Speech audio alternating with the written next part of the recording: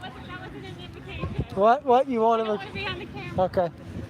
Have you met my brother yet? Not yet. Dan, this is Sam. That's his girlfriend, Good. Katarina. Good to meet you. What's your name? Dan. Dan, it's a pleasure. It's awesome, man. Did you get to pull out your drone? No, not yet. You're with Amanda, man. Yeah. Good. Fried out from the day, man. It's been That's a lot of talking happening. a social interaction today. Yeah, it is a lot. My phone died. Oh, I did go live. I thought it was still not live yet. Hello, everybody. Sorry about that. Welcome back. Yeah, so yeah, it's a lot of interaction during Yeah. these events. So yeah, when my phone died, I was like, oh, I'm gonna just take me a lunch break, and so we're back now. Mind if I do a quick tour? You want to do any talking about your setup? I don't think she might, if she's available, is she around? It sounded like she did. I think she was like not right at the moment. I can try to tell you as much as I know about it. Yeah. There she is. Um, No. Are you sure? Lie. You're there. You're just right in the background. I don't know anything about the bus. What do we need to know? Just it don't have to be any, like, you can just say anything. Okay. What's important about it? to Okay, you? well, let me at least, I guess, talk about special school aid in that. Hello. My sister and I are building out a 36-foot All-American Bluebird, and we have the intention of trying to spread more awareness about the inclusivity of disabled people in the community.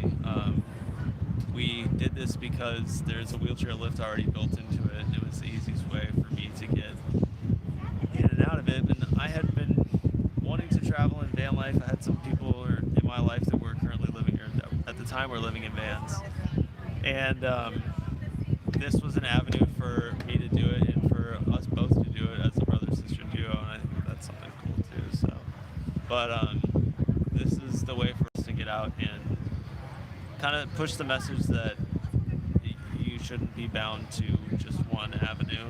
You have many other avenues in your life that you can travel through and tools that you can utilize, and we're in a very fortunate situation where we've had the capability and the help through many generous people such as family and friends, but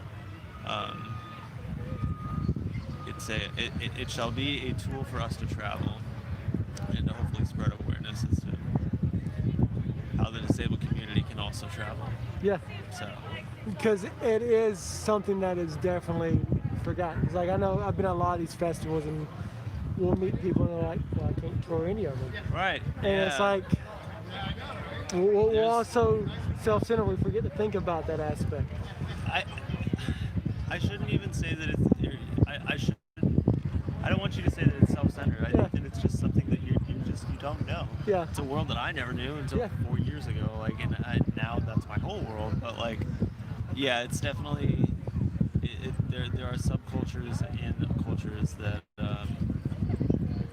need a little bit more light, and I think that we have an opportunity to shine that light, and I think we should use it. It's our duty to use it. Yeah, I remember in the last festival, Ricky Irwin, if maybe you met him.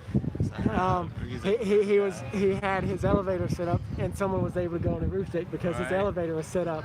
But I think that might have been the only one she could go to. But it's like she actually got to go all the way to a roof deck, which is everything. So it was like at least a cool experience for her to get to see some. Exactly.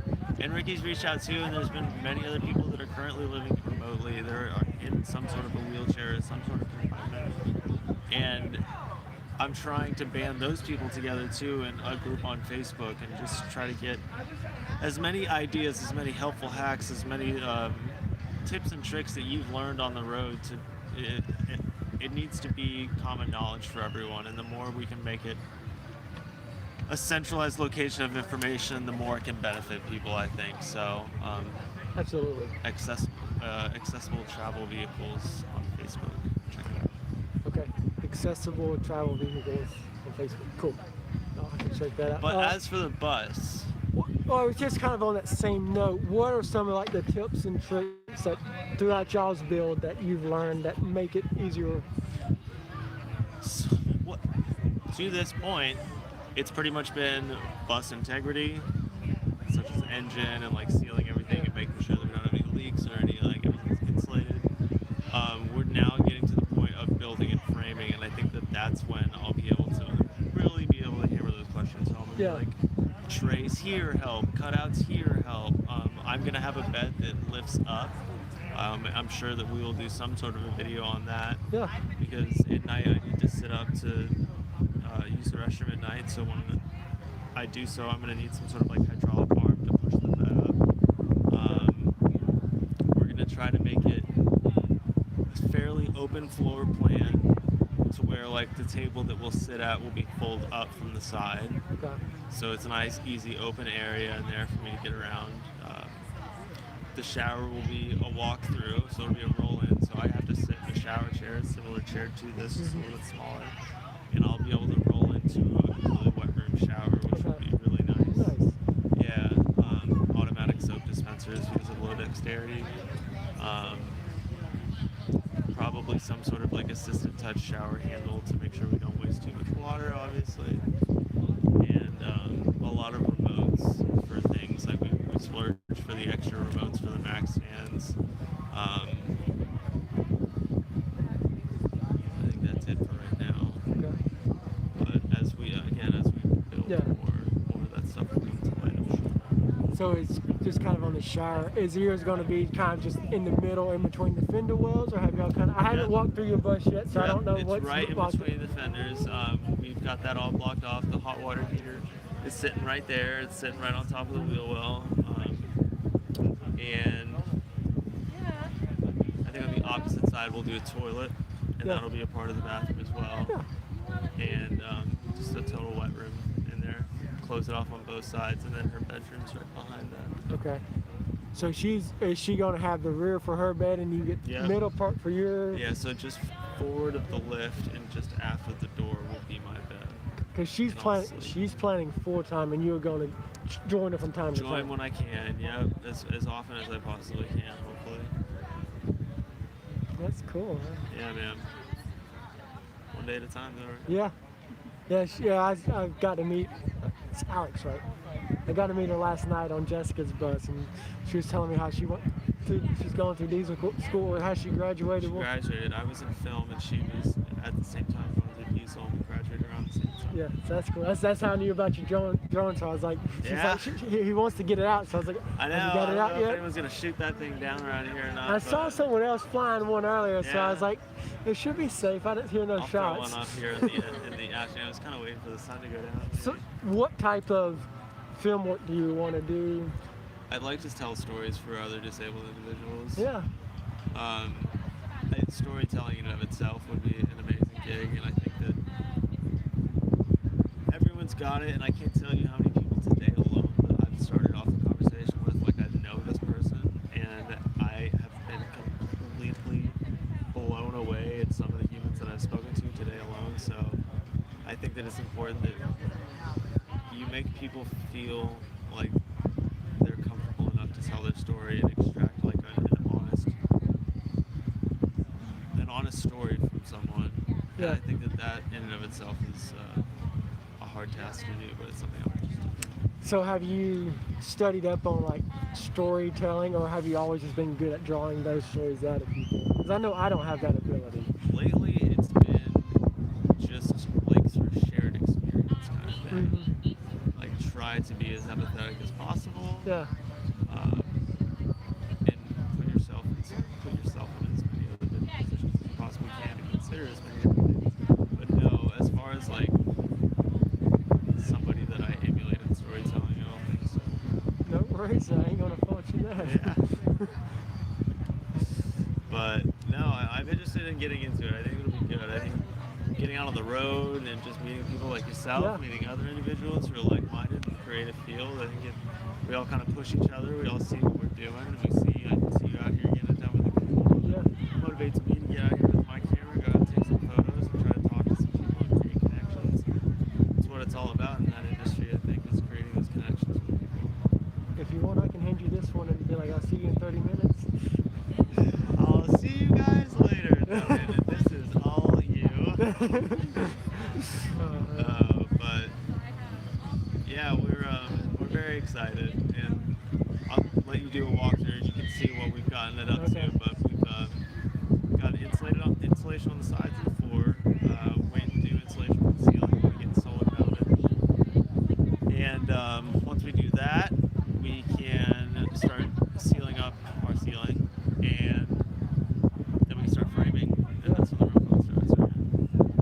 That's when the creativity really gets to express itself. I think so, for sure. Now, how much will you get to join him when he's on the road? Will you be? Can I turn it at you? Get you on the? Oh, it's wrong way. Wrong way. Katarina, my girlfriend, is Katarina. currently building out a Ford. Yeah, I'm building out my own van at the moment. Our builds brought us together. Yeah. Yeah. They did. I met Alex and Sam after they sold their first bus to a girl named Jordan, Yeah. who I went to high school with. Oh wow. So that's so crazy how it's in such a small world. It is, and The community showed its size pretty quickly, yeah. yeah, and it turns out they were only like 9 minutes down the road from me. Wow, that's so originally. crazy. Yeah. I know. So how far along are you on your build? Just a little behind them. I'm still trying to sort out my electrical. Okay. Yeah, but it's been nice kind of like seeing them go through it. Yeah, And they also have all of the tools at their house. that does help. I get to ask a lot of questions and they're so generous and kind and Alex knows a lot, Mom knows a lot, yeah. exactly like their mom is a woodworker, so she knows Oh. all of the like tips and tricks Yeah. for how to make You're making me things want to look. come over and Please do, it'd be a party, that'd be fun. A soiree. But yeah, I think I can't wait for it to get to a point where we're almost done or taking trips together Yeah. and experiencing things. And my layout isn't accessible. You know, we met when I was already kind of starting things. uh-huh. But who knows eventually down the line if you know, we'll end up merging. But yeah, it's really exciting to be part of all this. And I was inspired just as soon as I saw a photo of them. You know? Yeah. It was beautiful and yeah. So he's got some film passion. What's your kind of hidden secrets that we don't know about? Oh, okay. Well, I kind of had a career shift 4 years ago. I was doing management consulting for the government, but then I had an autoimmune diagnosis, and it kind of made me stop in my tracks and say, like, why am I working this stressful job, 60-hour weeks? You know, what makes me happy? Like, what do I need to fulfill in this life? And I turned back to my art and I started studying graphic design, Oh. and it's been wonderful because I still work for the same people that I did prior, but Yeah. I pioneered a graphic design role for the company, and it was just amazing. They advocated for me, they supported me. It's a wonderful company, and yeah, so now I'm a part-time graphic designer Yeah. and artist, building out my van. Will you do stuff on the side, or are you pretty well just busy between your job and trying to do your build? Oh man, you know, it's so hard for me to say no to people Yeah. sometimes. So I'm like, yeah, I can do that for you. And Okay. then I'm still not far along on my van, but I've gotten to a point where I'm like, okay, now it's just van, just work, because I need to focus Yeah. and get the ball rolling. Completely understand. But after the van is done and I can kind of move on, I would love to take on more projects and really devote to that part of me that I've, you know, suppressed for so long and need. The saying yes to want to help everybody is definitely a hard thing to figure out the balance of. Like, Totally. I'm just about to the point where I can have my default be no. Let me look at my schedule. I know. Not just like, yeah, I'll squeeze you in. Now it's like, yeah, man, I totally got time for that. Yeah. it's like, oh, that'll only take 20 minutes. Come on by anytime. Exactly. 3 days later, we're still working on it. Exactly. I'm learning that too. Yeah. It's healthy for everyone to be realistic Yeah. and put your boundaries out there and just respect yourself, that you can't spread yourself so thin. Otherwise you feel like you're not getting anything done and you're doing everything poorly. So it's Yeah. like it doesn't benefit anybody. Yeah, and so like It's hard though. being on the road for 2 years almost, we've got to meet a lot of people, a lot of great people, and some people just needed help, and I didn't know how to say no most of the time. So luckily my schedule was flexible then, but now that we're settling down, I'm doing out builds more professional. You could say I hate using the word professional since there's no certificate, but It's I've all started. about how you paint the picture, man. I've started a nonprofit as well because I really care about people who had a bad experience with a builder or just don't know and they want to learn. So my goal is to do an education. That's why I've got the 2 booths over there. But what's really cool is that because I had to do it sort of nonprofit, or because I did, it made me have a board. So I have to run things by other people before I can say yes. And so it allows me to have a bad guys with me. And it's not my own decision. It's not Right. I didn't Right. say that. Yeah. It was him. Yeah, it's good accountability, good structuring that way for sure. It's definitely hard to say Yeah. no. You just want to help people. You want to. Especially when it's something you enjoy doing and you know how much it would, because graphic design, like I can make a phenomenal image up here, but making it where you can see it is hard. Yeah. It takes time, and even I have a hard time estimating how long things are going to Yeah. take me. I usually have to like double it or triple it. Like, it'll take a couple hours. It takes me like 2 days. Yeah, like I've made a couple logos. I'd sketch them out. I met a guy. I would sketch them out like as close as I could, and then he could take it from there. But still, Yeah. even that takes hours of tweaking it because my pencil line is not a great pencil line to follow. It's a process for sure, but like everything is, you know, and you just gotta respect Yeah. what it takes for it. And The I time. saw your booth, and I think Alex was telling me about you guys before that you had, you were gonna go to China, right? Yeah. That's you all. That was the plan. Wow. We drove down to Guatemala to get our license to teach English because that makes absolute sense, you know. We don't speak Spanish. Trying to translate to a local while you're in the country. I'm here to study English to become a teacher. So, sir, are you drunk? So, oh, you're taking Spanish classes? No, I'm here to. Oh, so you're English teacher? No. No, listen to me. So yeah, that was fun to try to communicate, but a great way to meet a lot of people. We actually got to stay at the police compound the entire time we were in Guatemala, which was cool. We had a 10 o'clock curfew because that was the thing. So it also helps not being in the wrong days at the wrong times. Where was it? Oh, so we rushed back to the United States, expedited to have our paperwork done so we could be in China February 5th. And so, but like there was something small that popped up in China and we saw about it. So we emailed the company, hey, we're just going to do it for a month because we're just going to be too. And so like, y'all, we'll give you a month to figure it out. You'll have, I mean, you're China, you're a master economy, you're going to figure it out. Yeah. Here we are today. So we know we rushed back, expedited all the paperwork just to change our plans. But now it's allowed us to start the nonprofit and help educate people in an area I'm comfortable in. I'm from Tennessee. Do you think I really care about my English grammar?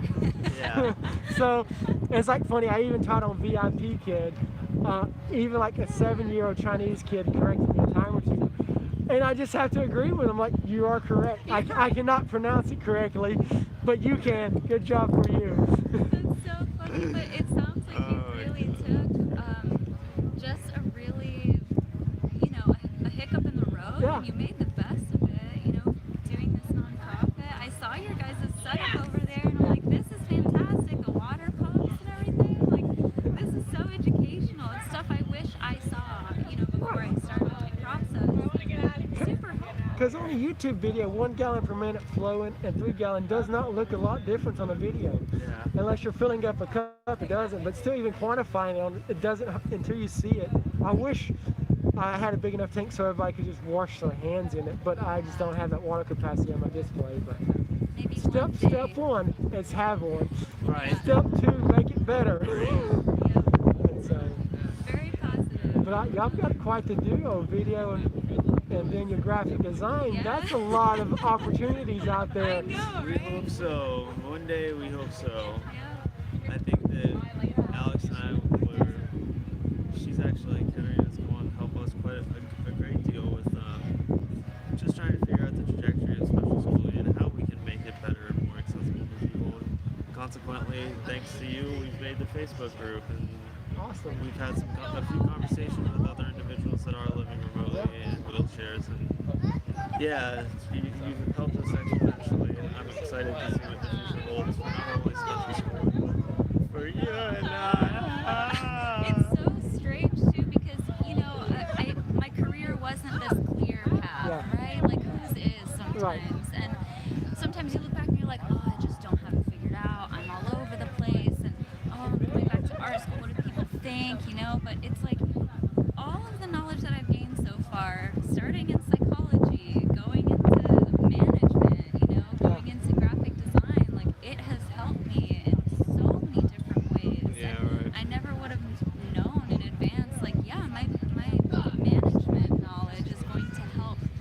people in the future with their like amazing project, amazing idea that Yeah. needs to be shared, needs to be heard, and it's great. It's just kind of such a puzzle piece that came together, and we were in the same city. It's just so serendipitous. And here we have Alex, who wants to give us a tour.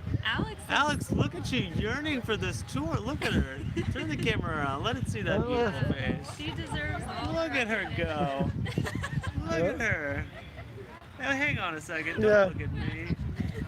Look at There. her. Where's she at? So, how about a Tour Yeah, of a quick. wide open bus that has nothing in it. Sure. A quick talk through. So. Yeah. This is our outdoor table. This is the only thing we've built. Is it? So, yeah, we have a table. This is our outdoor table. That's our deck that we just finished. So you've got two things. Your exterior is nearly complete, is what you're telling me. Is this live right now? It is, yeah. I was hoping to pre-record these, but we're having so many computer difficulties. So you get to enjoy, Wonderful. like even me operating a gimbal is like really, Questionable. yeah. Look at that. So do you want to know where everything's going to be? Yeah. This is going to be Sam's bed right here, this whole thing. This is going to be my power room right here when I get finished building my solar system. This is going to be a booth facing this way with a collapsible table. Okay. This will be wide open for him to come in off the lift, and he's going to ride right here and hang out, work here, do whatever. And then this is countertop, stove. We'll have a foldable countertop here so we can continue to use this door. This is fridge, kitchen sink, and then we'll have a wheel-through bathroom. So there'll be pocket doors right here. This whole thing in the center is shower. This will be composting toilet. This is our bathroom vanity, and then you walk through the shower. Nice. Well done. Have you done that today? Yeah, a couple of times. Yeah, that's it. What is this component? That is my tankless hot water heater. So it runs off of propane and 12 volt. Coming around to let you guys see. Coming around. Oh yeah, that's it. So why did you choose this one? I haven't seen this one before. This one is RV specific, but also I wanted to run as many appliances off of propane as I could, just to be as efficient as possible. Okay. So. Look at you with your those are opener fittings, right? Or did you not do? That was the one thing I didn't do. Thank you though. That was I watched him do it though. They put like a something in it that like expanded it, right? Okay. Yeah. See, I kind of know. Yeah. So these fittings are not used often, but they give some of the cleanest, and they're like really good fittings. But what it does, you put a machine in there and it expands out the white rings. It expands it. Then you put it on there, and then it seals back up around everything. They're really cool. But the machine to expand them is like $500, I think. Yeah. If you have the electric one. So I was like, maybe we do, guys. No. I want one, but I can't justify it. No. The pinch clamps work fine. Yeah, we have a good family friend that's a plumber, and they offered to do our plumbing, and I said, absolutely, one less thing I have to do. So. Nice. And I was just looking at how you did the propane Yeah, as well. so this is roughed in right here. This is a propane line right here, and then I have one that splits off. I have a drawer outside of the bus where the propane sits. Okay. There's a line that comes off of it and goes over here, and you can see it roughed in through the floor. That's where my stove will be. Yeah. So. These things are so weird. But yeah, there we go. We caught There it. it is. Cool. It's very nice. And I love how you're doing stud plates over all your electrical to just kind of make everything extra official. Trying to keep it all protected. So This is the way 57 cents, we all so. should come take lessons from you on how to do a build. Thank you. You're doing everything Thank you. like spot on, it looks like. You'll appreciate that I got 2 pieces of heat shrink on my already heat Yeah. shrink. Somebody who appreciates stud plates is somebody who appreciates heat shrink. Yeah. No, and you're actually using marine grade. That ankle wire is nice. That's what I use on my builds. Yeah. There's other stuff out Worth there, it. but Anchor's like a good price point. And it's easy to use too, because I had wired this all in Romex first. Oh no. And I just decided to pull it all out, and this was so much easier to run. So Very cool. very good. What's wrong with switches? Nice. Thanks. Thanks, man. And that is your water tank is under your bed. I mean. Yeah, so right behind there, I've got a 100-gallon water tank that's standing up.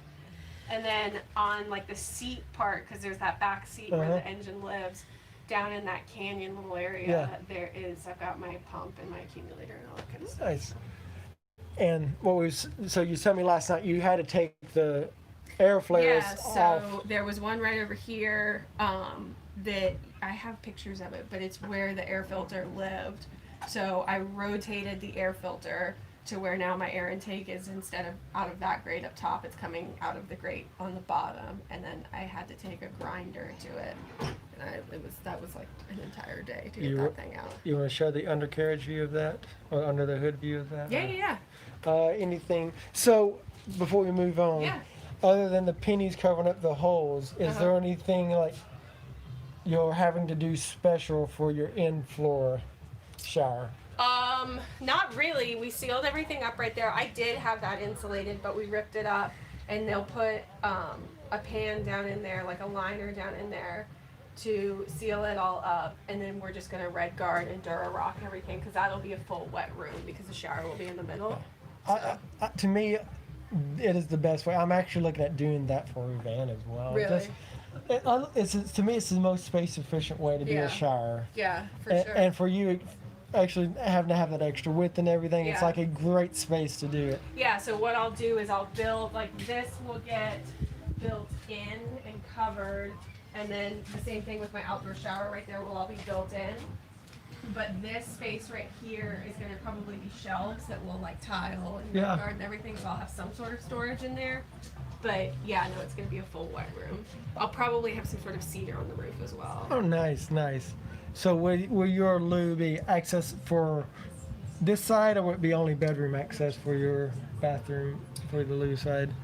No, it'll all be through here. So there'll be pocket doors right here, and it'll be one room. So the toilet will be right here, sink right here, and then pocket doors right here. Oh, nice. You're doing a bathroom sink as well. Nice. Yeah, so you'll be able to roll straight, or he'll be able to roll straight in, use the shower, and then roll right out. Okay. So.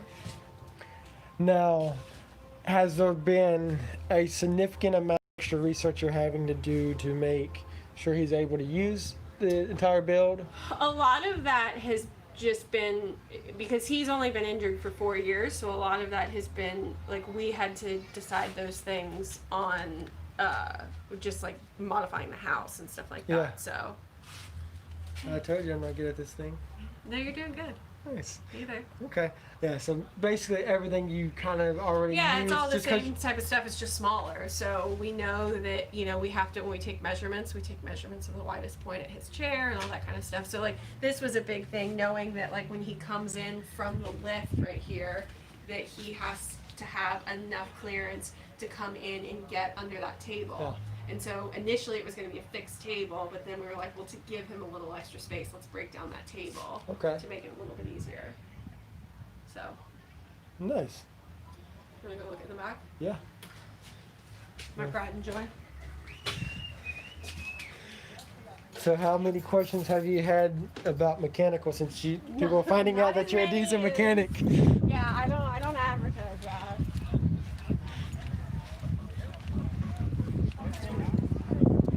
Do you have the time as well?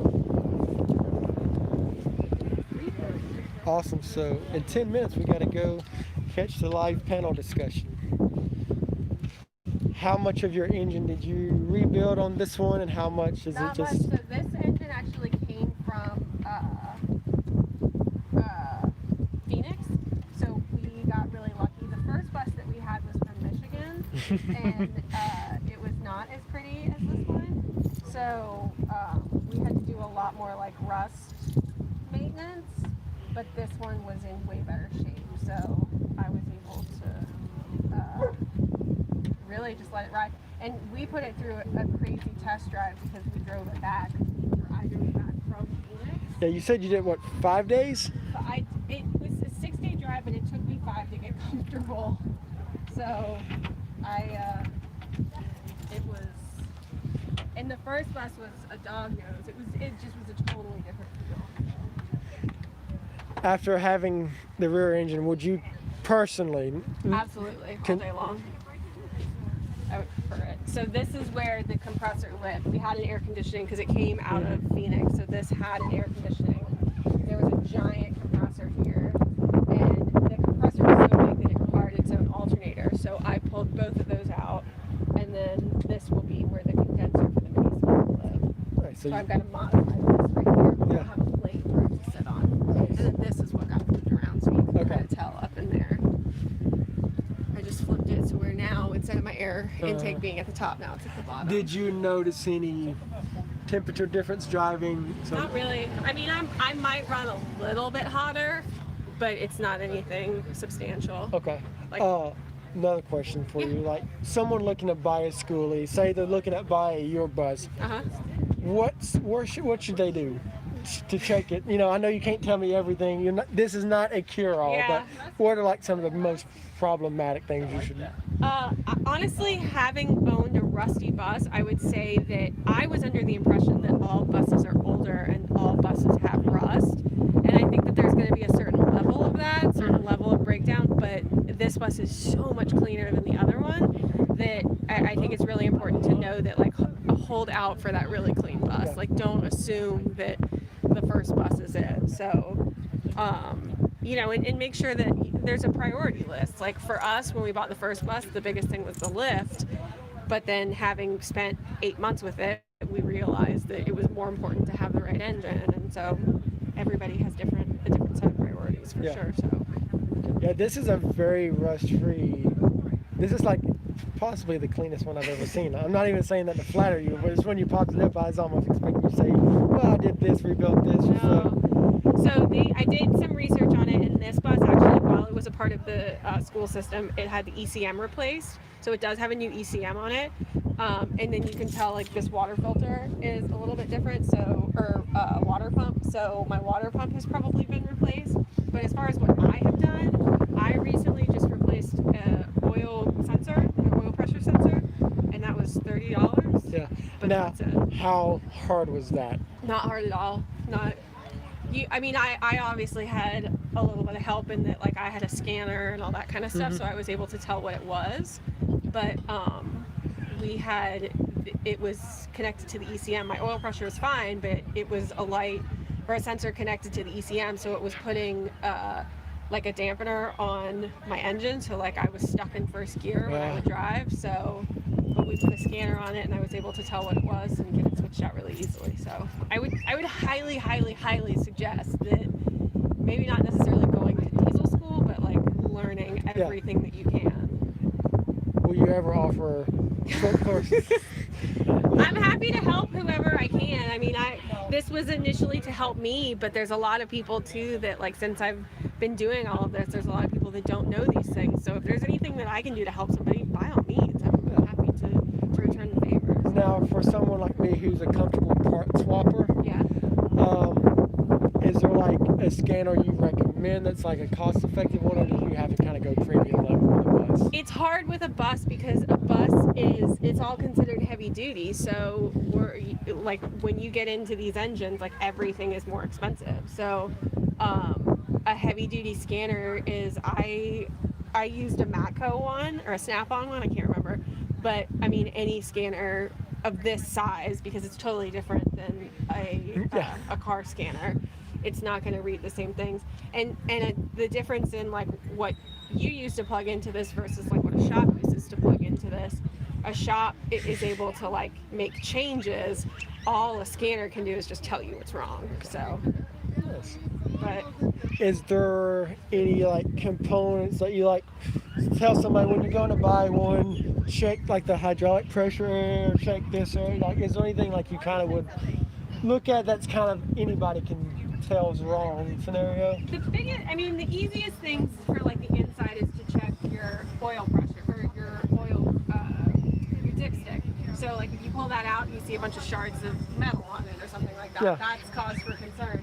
This kind of stuff too is not like huge concern, but like you can tell that there's breakdown on these hydraulic hoses. So this is powering my hydraulic fan, but like those are eventually going to have to be replaced. And like if you see a bunch of like that didn't hurt my feelings because it was just a couple of hoses. If everything in here looked like that, then Personally, I don't want to fix that. Right. So you just kind of have to determine what your threshold is. But yeah, the really easy stuff is to get up underneath there, and if it's covered in oil or covered in dirt, there's a leak somewhere. And do you want to fix that leak, or do you want to have a shop fix it, or something like that? So. Okay. Thanks for letting me put you on the spot about being a professional mechanic. I hope nobody disputes it too much. No, I mean, you gave good information. That's just kind of like you said. This is a semi-known. This is something that possibly could go wrong. Sure. Not that because it looks like that it's bad. It's just Yeah, no, it's a eventually concern. it'll need to be replaced, but that's something that, and like this type of stuff, like this is all very specific. So while you can go get a hose for like a car or something like that really easily at Napa or whatever, Yeah. that hose is probably a Bluebird specific hose, and it's going to cost you a little bit more and everything. But again, if you take the time to teach yourself how to do those things, you might be paying $50 for a hose, but you're also not paying $250 for labor. So Is there any YouTube channels that you've watched that are kind of more bus mechanic related that you're comfortable saying? not really. There's not a lot of bus specific stuff, I will say Okay. that, and I've tried to put out as much stuff as I can personally, but the biggest thing for me was that I went to school, but also I took the bus with me when I went to school, so like I could say specifically what's that. So if you have that resource, tap into it. That's awesome. Okay. So. Very cool. Thank you so much for all your time. Your channel is your information you put that is that special schooling? Everything's under special schooling. Okay. Instagram, YouTube, and then Sam has his Facebook page, which is Okay. separate. So. Okay, but special schooling is where they could get your mechanical tips as you need. Yeah. As you No, need and to if do. anybody needs anything, reach out to us. We're happy to Okay. help whatever we can do. Thank you so much. Yeah, for sure. Thanks. I'm gonna go to. I had some requests to go to the panel at 3:45, so I think. Enjoy it. Have fun. Yeah. Learn something. Thank you so much. Thanks. Yeah, I'm excited to see the next step. Yeah, I am too. Just let me know if I can ever have you as Yeah, well. for sure. Thank you. I appreciate it. Y'all Oh. have fun. Thank you, thank you. We'll see you in a little bit.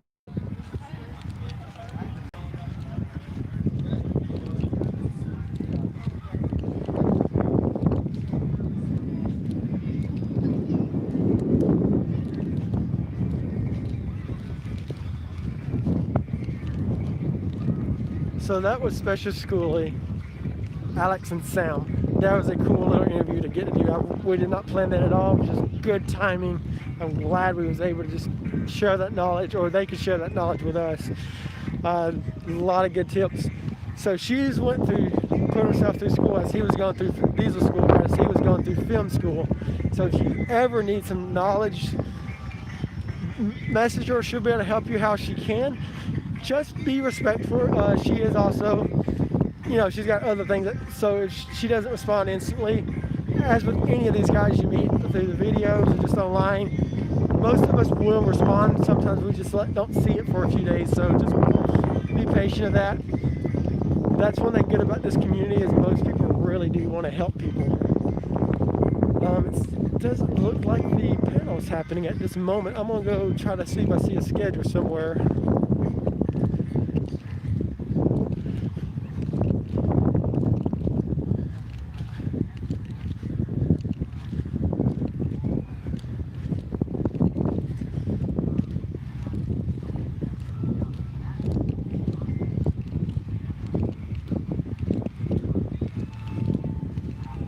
So that's Jimmy talking.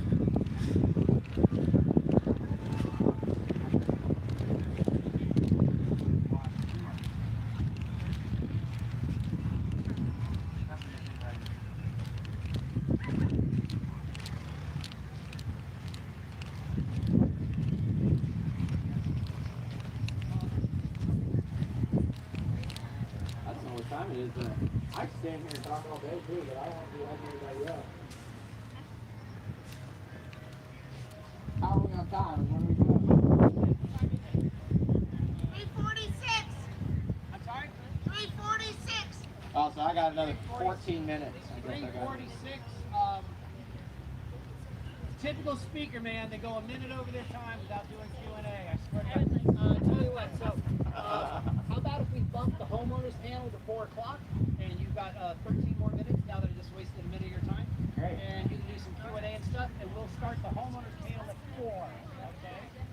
How's that? Does that work for you? Does that work for you? I know it works for you. All right, I'm out of here.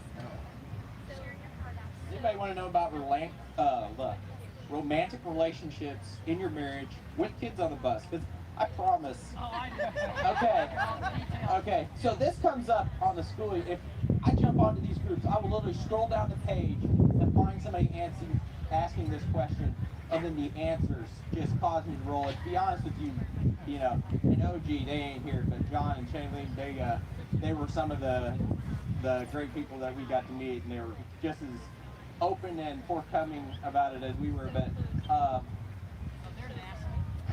I'm just trying to be nice, Jeff. Yeah. But you know, I guess it's kind of down the same line, since it wasn't a question. Now I'm just free falling here. But I would suggest that the education or the perception and the view that your children can receive from you figuring out that relationship in those close quarters and what works for you and the dynamic that works best, things like that. And I've never run into a family that was like, you know what, they got here the same way the rest of them did, and you know, we'll answer questions they have and be communicative in our own way. And I've never run into any of those kids and them have questions about their parents and the relationship that they have. And that to me has been something that's really awesome, coming from a large family but still a family that had its generational wounds and things, and very, very sheltered life, to be honest. The religious type that I was raised in, and the openness that my wife was raised under, that I was introduced to, you know, kind of like a shock course, like, here, honey, I had a conversation with our 8-year-old son about something that you didn't know about when you were 16. Yeah, doing good. They bumped you to 4. You know, that courage or that Oh, you're just doing the panel. ability to understand that you are the best person to relate those types of That's the knowledge panel's to at your 4, children. so it was supposed to be. I love it though, because you ever get Oh, I thought that's what you. I'm glad somebody said something. I don't know if you own it. I don't know. I just think that's what I'll be back at 4 and I'll be on it anyway. That's what, when I saw you walk over here, that's what I thought you was just getting ready for. Oh, I had to go to the office in there. Okay. I thought, look, man, I can't believe nobody asked that, but I'll bring it up. What time is To me, it? it's just Like been something 3:45. that, along with the That's rest so of you life, like perfect you know, timing for it. I'll be honest, like somebody. I don't know who's on it, but I had a request to be here for it. Have that CFN man that just does the premium job, but every once in a while somebody is beholden, and it's like, you know, it's part of life. You gotta get in with it, and you gotta understand that, hey, let's take a walk outside. That, to be honest with you, percentage of the time between somebody using the composting toilet or mom and dad using the King Suite, both times they probably take a walk outside at the large majority of the time. But you know, it's not something that I've ever regretted, and I'll be honest with you, I don't know if we would have had the same opportunity to allow our children to witness the relationship that we've been blessed with outside of this kind of situation. And you know, if that's the worst you're scared of, I say you got it easy coming, because it ain't that bad. So.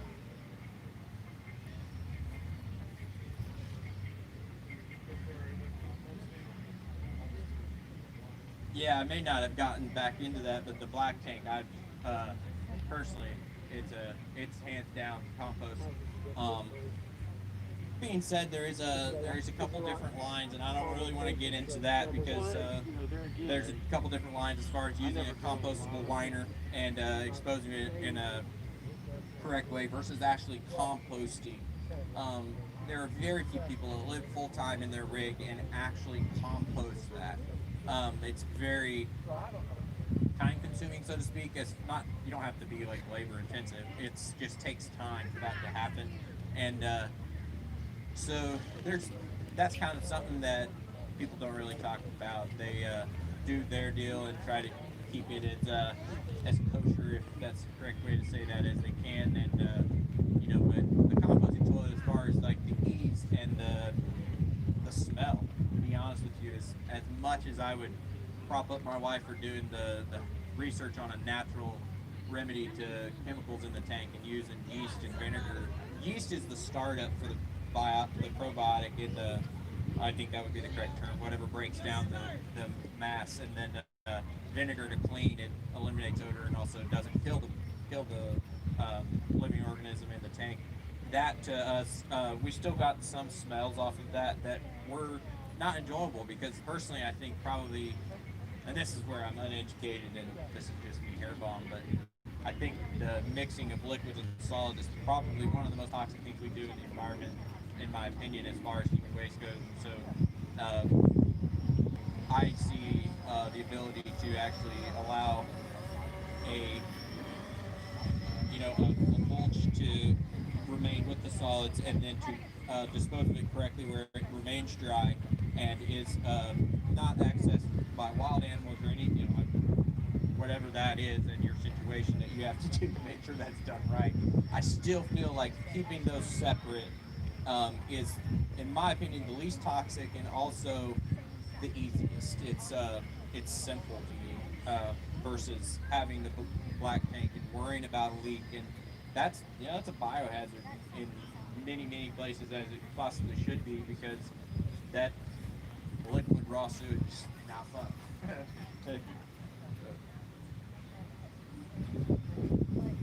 What do you use as your mulch? We found that we actually kind of like coconut coir, but to be honest, we use cedar chip. That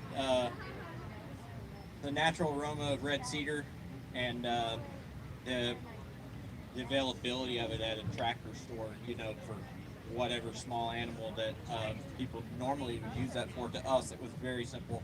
Other than that, the coconut coir would probably be okay. I'll be distinct. The reason we quit using coconut coir is because we weren't interested in taking the amount of time to figure out how to get that core broke up and still dry to where it wouldn't be saturated, because that's your number one odor in a composting toilet, is when you get liquids in that solid compartment and then those liquids cause fume from the solid. And so the cedar allowed us to have something that was already a medium that was already broke down, and we just put it in there and we're able to go. That seemed most convenient for us.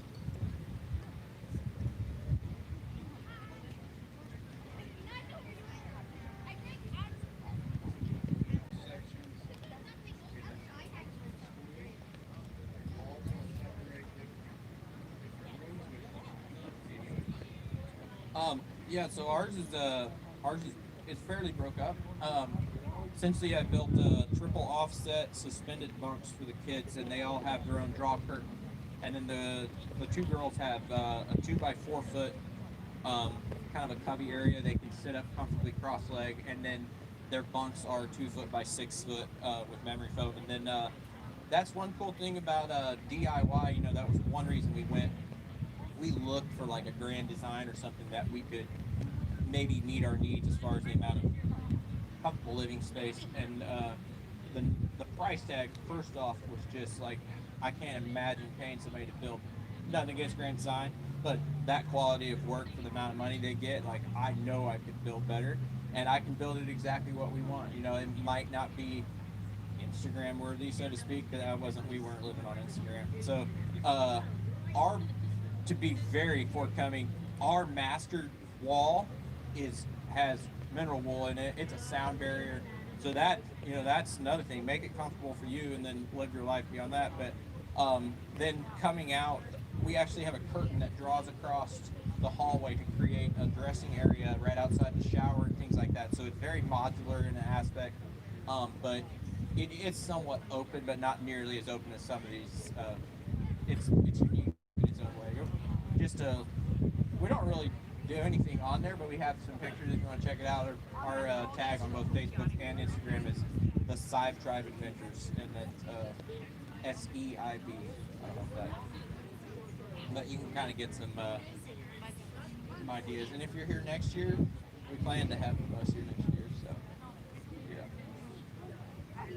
just this year, being that we're stationary and a little bit south of here, we actually weren't even planning on coming up. A lot of things the last 24 hours have been spur of the moment, but we decided to come up, and then somebody said, "Hey, John's looking for somebody to fill in on the spot." There's another friend of mine who wants to go camping. Theo, Alex, Anna,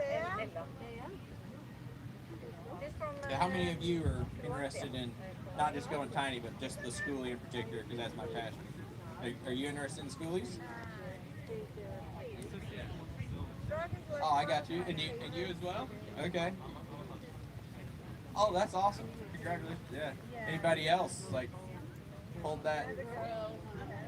Hey, awesome. I want to see that. I want to see that. Yeah.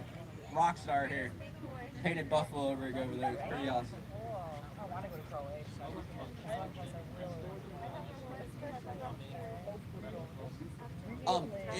To be honest with you, it was the units aren't square, and I know that sounds nuts, but I grew up with a level and a square, and if things didn't turn out square, I still like kind of like, you know, walk in, and maybe it's OCD, maybe it's just me knowing that if I paid 30 seconds more time, I could have got that wall a little bit straighter. But one thing I would say is if you want to have a kind of, if you're looking to have a more level look in your bus, so to speak, just kind of get the bus level, build one side as straight as you can look at, and then just measure everything else off the other side and let it do its thing, because you're going to custom cut every piece, and none of it, if you start putting a level on it, even though the floor is level right below it, and you level it, then you go make your square dimension off the outside wall. That bus, you know, does 3/8 of an inch and 8 foot sometimes. That to me was possibly one of the hardest obstacles. Other than that, the reason we don't have solar is because I just didn't know like the first thing about it, and we had the diesel generator and we had Shoreline, and so I was like, you know, so to be very honest, like I have a lot of experience in residential. I've done everything but HVAC, I tell people, but the solar side of it is something I still don't grasp, to be honest. But I have a lot of friends in the community that are more than willing to chip in and show me what they've done and help me out. And then there's also the people that love the money. If you can't find somebody to help you, you can pay somebody to help you. I know that. So. Try to get to the orange one.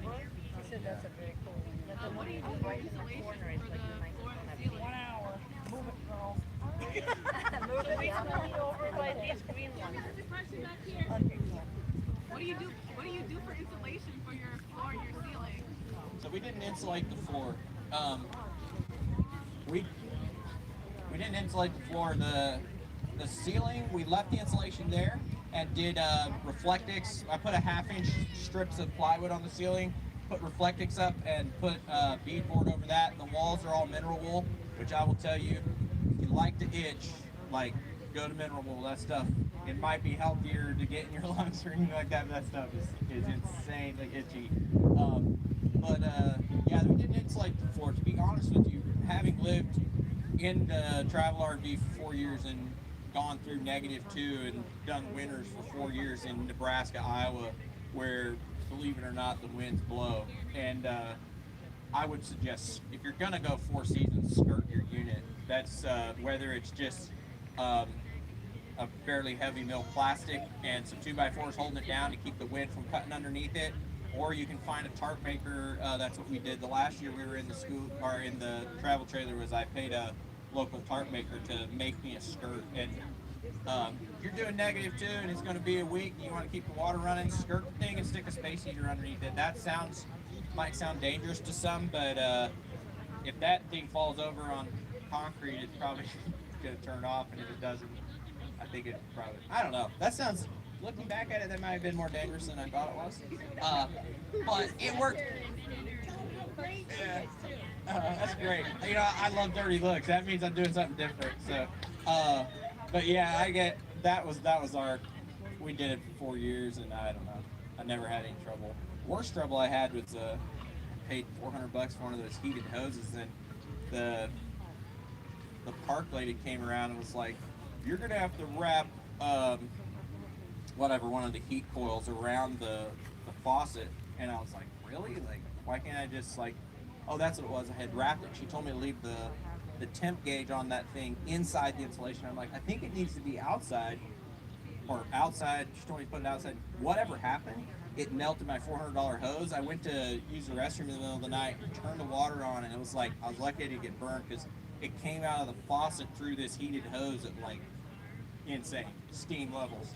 and went out there and the hose is gone. So, you know, you look.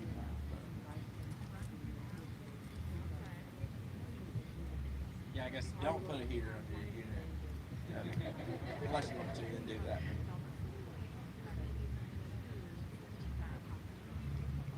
Well, I've enjoyed it. I don't know what the time is, but I think it's probably 4 o'clock. There we go. See, I went above and beyond. Thank you. I really appreciate it.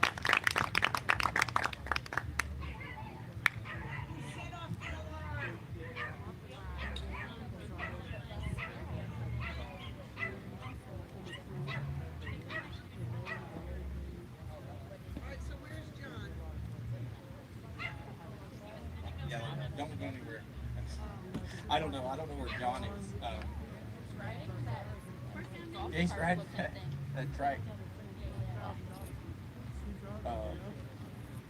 That's just what, yeah, he's looking like he's running this thing. He's just hanging out, you know. Yeah. Who's in charge of the next panel, maybe? There you go. Here's your next host.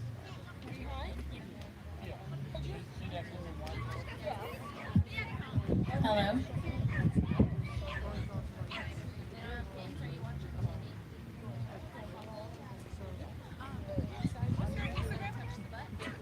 The side private venue.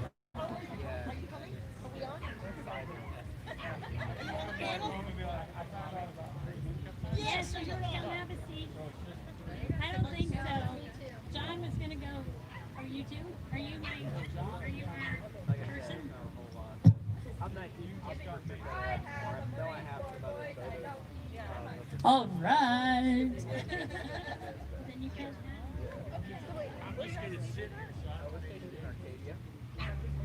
Yeah, it's about 2 miles south. That's me, right? Oh no, Arcadia, Florida. Arcadia, Yeah. Florida. Oh, I'm up in Florida. So I Oh wouldn't- yeah, yeah. So we're about 2.5 hours south. Okay, okay. Where are you from? Georgia. Oh, right. Yeah. So you guys don't have to get together, but, We don't have a YouTube, and we do, like I said, Facebook and Instagram. Can you hear us way back there? Like my family. Do you have any questions? Well, I mean, obviously. I can tell you a joke. To be honest, like, Say that again. What's your favorite meal to cook on the bus? Reservation. Okay, so you want my joke of the day? Why did the Scarecrow win the Nobel Peace Prize? He was outstanding in his field.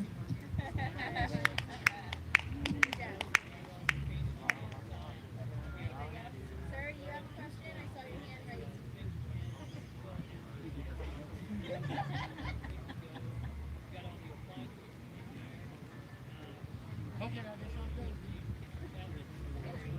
Come on, you're building a bus. I know you have questions. How long? When is it over? What was your budget? And what was the actual cost? Wait, she did her under budget. Under The only budget, person in history. under budget, and in 38 days. See this tiny house right here? This wood one? Is that yours? So my budget was 20,000 and I spent 17. Nice. I thought you were going to say 7. I was like, That would be real nice. So I don't know. John. So y'all need some questions? yeah, what's your question, Dan? What'd you do with the extra $3,000? Yeah. That's a good You made question. reservations. I made reservations. Nice. I don't know. That's a good question. I have no idea. What, I what's, didn't travel. what was the most challenging component for you to learn? What was the most challenging what? Component, electrical, plumbing, whatever. So the most challenging component for me to learn building my house, really, my most challenging thing was putting my roof on, because I'm scared of heights. And I had a 20-foot ladder and a buddy to hold my ladder while I did what I had to do. And I said, whatever you do, don't let go of the ladder, because it really wasn't very stable. We were on concrete, but it wasn't very stable. I said, whatever you do, don't let go. No problem, I won't. And I dropped something, and she let go of the ladder to pick it up to hand it back to me, and my ladder went like this. Now I was on my ladder, and we slowly fell away from the the house, and I screamed her name, and so she hit my ladder, and I went flying back onto the house, and I went down. I said, "That's enough for today. I'm done." Is there video? Video or didn't have it? What was your most hard the whole thing? Barb, did you have a hard component of building your... Barb's built 2 tiny houses. 3. Sorry, 3. One is on foundation in North Carolina on the side of a cliff. I left it there though. Doesn't have wheels. The hardest part that was most challenging, I think, was plumbing, because I did not study it enough to want to learn it and figure it out. So one of the tiny house people that came into our tiny house park was a plumber, and he had a PEX tool, which is very expensive, and so I didn't want to buy that either. So he plumbed my house, which I since don't like the way he did it, but he never asked. And yes, I learned from that. The best way to do things is your way. So that's the best thing. Yes. Would you like to answer the question? What's the hardest part about your You know, I'm so good at what I do. I didn't have a hard time. I'm a, what do they say? I'm a jack of all trades, master of none. Yeah, I can do a little bit. You know, that's what I tell people is just do whatever it is, and if you don't like it, tear it out and do it again. I mean, I'm a big fan of Habitat for Humanities, Goodwill, free stuff, you know, whatever. You know, you don't have to spend a lot of money to do this. And if you don't like it, my box truck down there on the end, I've redone the inside of it like 3 times now. Because I'll go on, I don't live in my full time, I just travel, I'm retired, wanted something to travel in, and I said, I'm not spending, you know, $200,000 for a dang motorhome when I can spend $8,000 and build this box truck. So that's what I did. But I go on a trip, and if there's something I don't like, I come home and I go, okay, this needs to go, this needs to be put in, and you know, and you just go from there. And you take whatever you took out, and you can look around somebody in the schooling community or Goodwill or Habitat for Humanities, and they'll take it off your hands, so you don't have to keep. Like I said, I love Habitat for You. I've gone. They have in my town. They have a furniture thing. This has nothing to do with tiny houses, but you know, it's just. But you know, they have all this furniture, couches, whatever, and it's different every time you go in there. So I've gone in there several times and went, that couch is really nice. It really is. And they only want $50 for it. And today's Monday, so that means it's 50% off. So it's only $25. So you, for $25, you put it in the truck, take it home, put it in the living room. 2 months later, you go, you know, I'm not feeling it anymore. You go back in there and they go, oh, look at that one. And guess what? You can bring the $25 couch back, make a donation, and get a $50 tax deduction on it, and then take something else on. So. Any questions on tiny houses, buses, vans? Finley, you have a question? What's your question? You need to be That's not a question, that's a statement. Okay.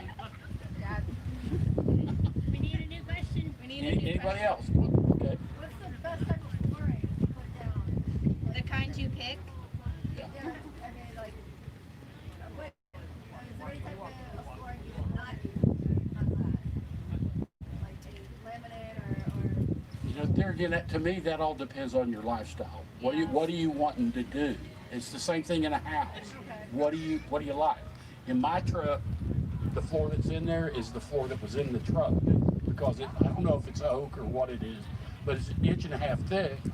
And I just went in with a floor sander when I bought the truck, sanded it off, filled a few of the cracks with just plastic wood, sanded it again, stained it, put some polyurethane down on it.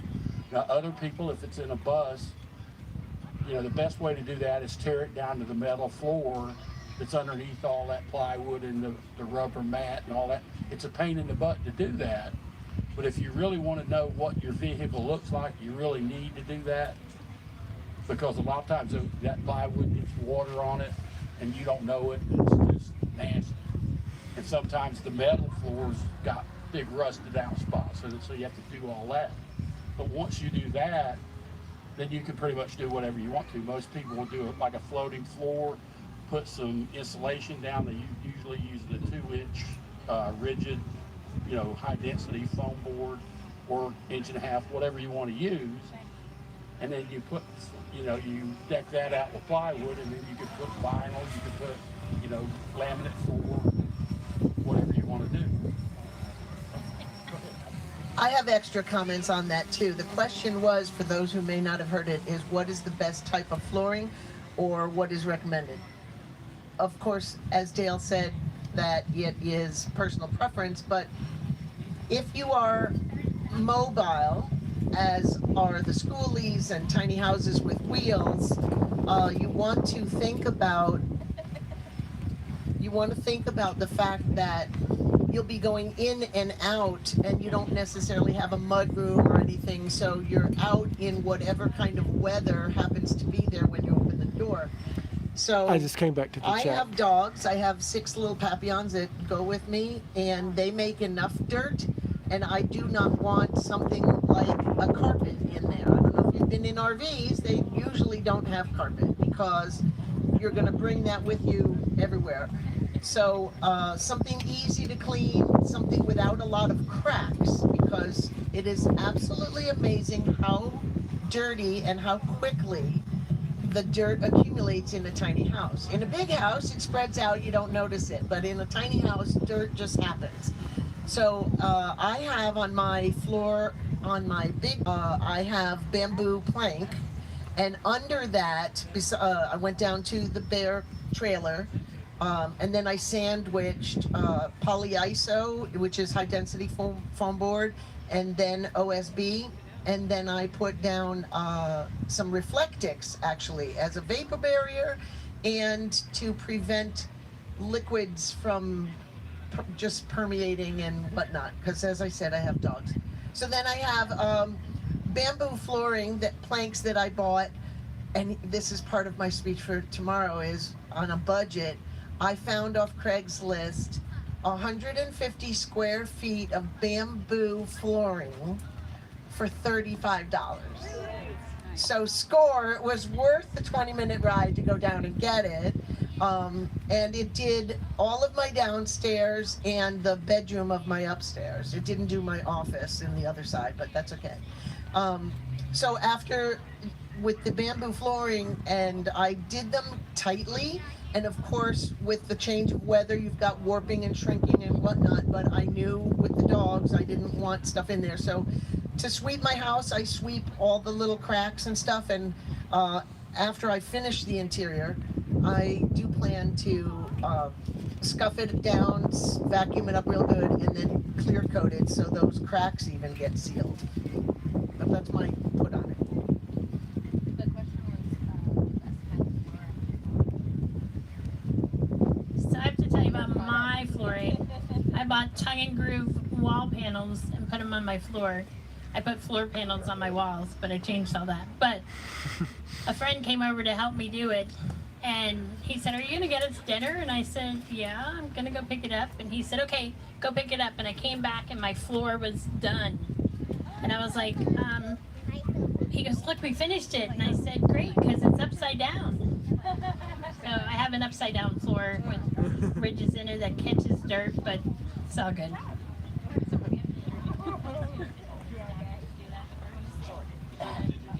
No. So we didn't introduce ourselves, so we're going to do that as our next little thing here. So I'm Susie. Frog Tiny House is me, or Go Live Tiny.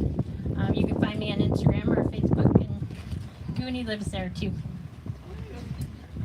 Hey, I'm Ethan. This is my wife, Caitlin Hunter. With Hunter's Van Life. We're on Instagram and our blog, huntersvanlife.com and stuff. And we're just bumming around. That's about it. Yeah, we have a van conversion that we built out ourselves. It's a Ram ProMaster 3500 extended. So yeah, we built it out all last year. We are full time now on the road as of this past June. Yeah. An angel got its wings. I'm Jessica. I live in the Painted Buffalo Traveling Studio. My Instagram handle is Painted Buffalo Traveling Studio. In our rig, it's me, 2 dogs, 2 cats, and 2 kids. So if you have any questions about any of those subjects, this is not mine. I adopted her though. I don't know. This is Nautical Nomads. Follow them on Instagram as well. They're doing a 7,000 follower giveaway right now. Did you pick this morning? Sorry. I didn't win. My name is Barb Diaz. I live at the Gracious Tiny House Park right now at the northern tip of Lake Okeechobee. It's a converted RV mobile home park. We're right on the waterway of Lake Okeechobee. I built a cottage camper, which is the little green cartoon down there.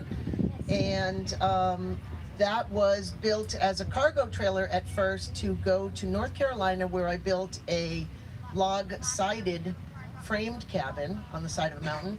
Then I came back and my phone is ringing. That's just great. That's me. Oh, it could be you. Oh, shall we see who it is? Oh, okay. No, don't want to get it. I don't share my limelight. So what else did I do? So after I built the one in North Carolina, I sold that because my family thought I was crazy. And I came back and proved that I was. So I then converted the camper into a camper. It was a cargo trailer first. And then I lived in it for 2 years while I built the larger one, which is 20 feet. And all of which was complete. What completed my life was the 6 little dogs that live with me now. So they are wonderful. And that's what I do. Yeah. My name's Dale. I have the box truck down on the very end. They call it the Slacker Box Palace. I don't live in mine full time because I'm a slacker. You are not. It's Dale and the Slackers. You come into my bus and you're part of the band. You're a see, you walk in, you're an honorary slacker. But I don't live in mine full time. I do have a home here in Florida. I live in Lakeland, was born and raised there. I'm retired, wanted to travel, and rather than spend, $150,000, $200,000 on a motorhome, I spent $10,000 on a, and converted a box truck. I do have a YouTube channel. You just have to search Dale Betts. That's B-E-T-Z. And I do guest appearances on other channels. Some of you may know me as the supervisor from Navigation Nowhere's latest build series. I've also helped. That's me. A good crew makes a good supervisor. I've also been on 7 Grays, 7 Wanders of the World. That's what Wanders with an A, not an O, because if you type in 7 Wonders of the World, you get the pyramids and all of that. And that's, what was the question? Who am I? And like I said, I'm retired, so I don't do nothing unless I want to. I do. It's the best 5 years of my life so far. Hopefully I'll have another 15 or 20. New question. Come on. Where Why is Daniel where were we asking questions confused? Go. I'm sorry. Where did you make the most mistakes, or where have you changed at the most often? How many mistakes have you made, and what was the worst mistake? Not how many. You can't count that high, but I don't know about the rest of these ladies and gentlemen, but I didn't make any mistakes. What have you seen? What? I've changed it 4 times. I'm a firm believer in it. To me, it's like your living room. You live in it for a while. You go, man, I should move this over here, or take this out. Why is this here? So you just change it. And that's why I like the restores and Goodwill and all that, because that stuff is cheap. So what, in fact, if anybody wants some LED lights, come see me. I got a whole bag full. Okay? The biggest mistake I think I made was literally letting someone else do the plumbing, because now the water comes in from the feed, comes into the house, makes an elbow and then a T, and then goes back out the house to the water heater. So I don't get enough pressure, and I open my kitchen for the hot side, and it's not enough pressure to trigger the water heater. So I would have plumbed that differently, direct to the hot and whatnot. But I agree with you about living in things for a while before you screw it in permanently or whatever. Because in the multiple builds that I've done, I imagine a lot and then it comes to fruition. But if you live with it a little while, you'll find that the counter's too short, or that's too far of a reach to the fridge, or you don't have enough room for your feet in the bed, you should have put it lengthwise instead of crosswise, or whatever.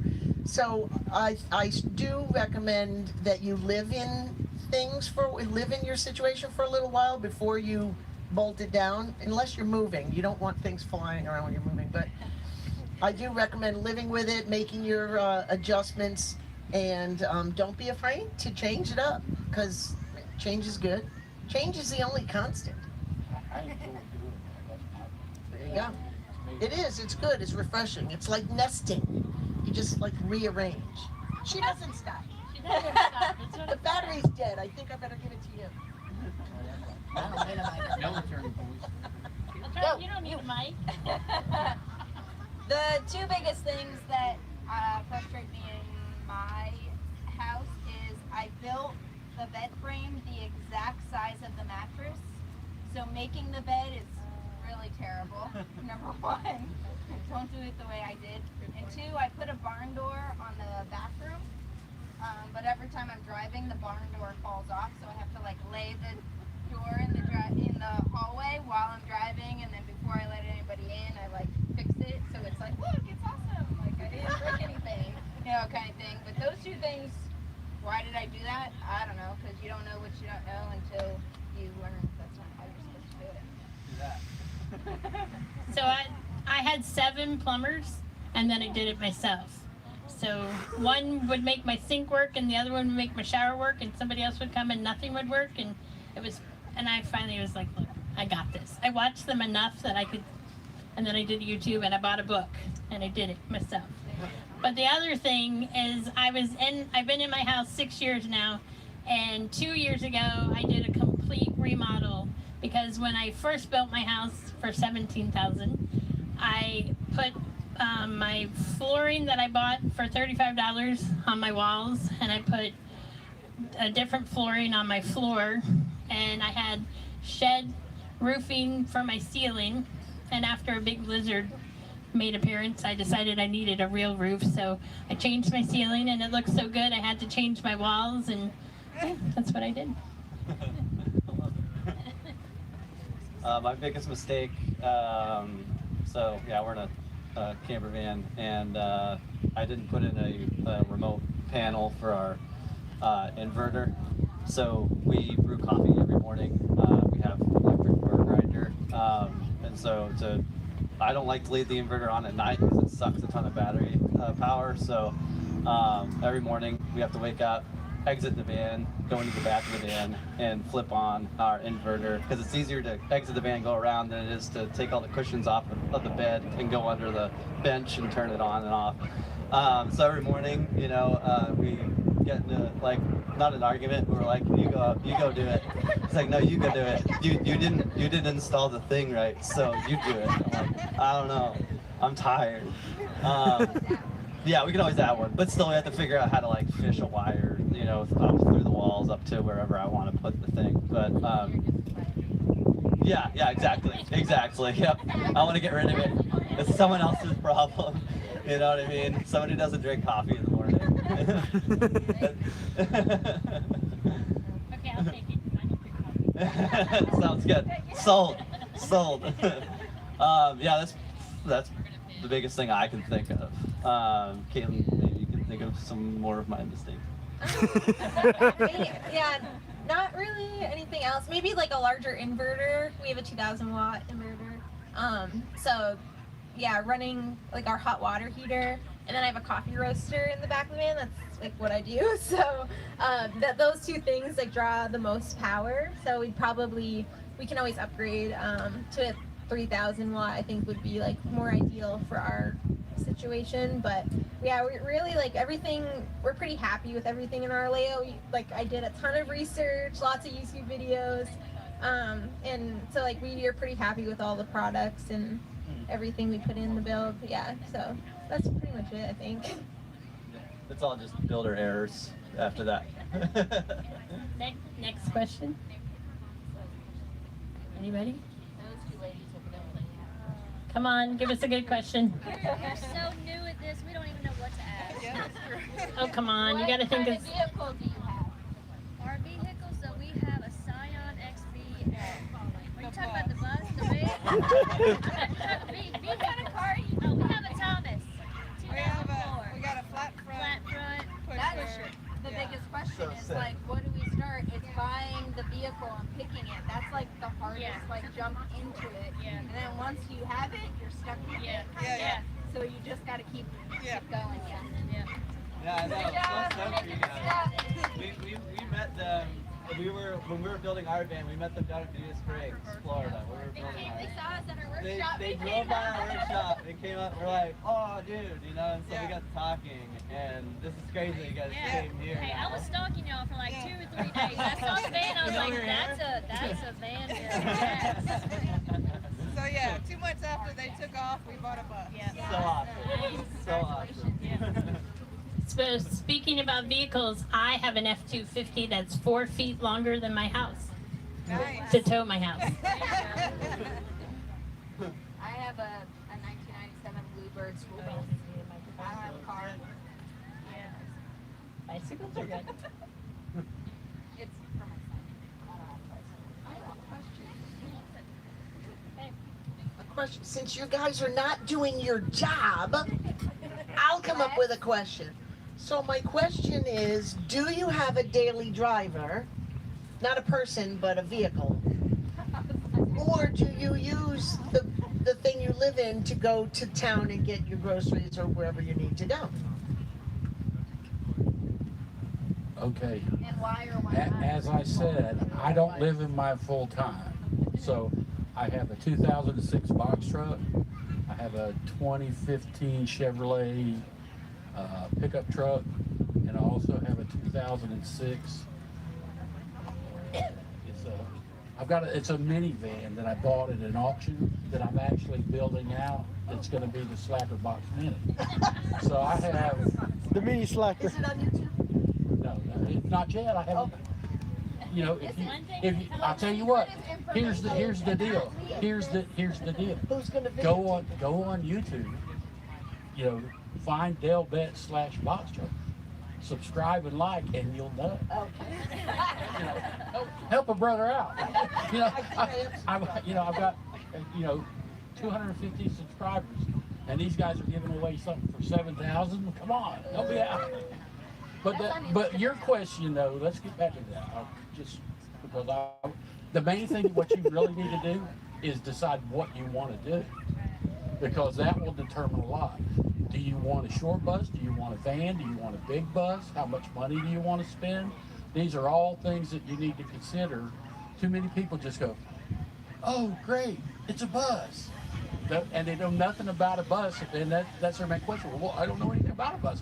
Well, if you don't know anything about it, don't buy it. Find somebody that does. There's hundreds of people here that would gladly go, look at the rust. Is it rusted out? Don't buy it. There's too many of them out here. Is it too big? You could do like Travis and Michelle did. They bought a full-size bus for $2,500 and cut the back 8 feet of it off. But then they added 14 to it so they can actually put a Jeep on the back of their bus and take it with them.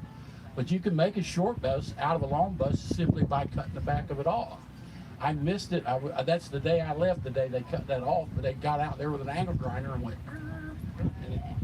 and it hooked it to a tractor and pulled it off. So you can do whatever you want, but that's the main thing. Figure out what you want to do.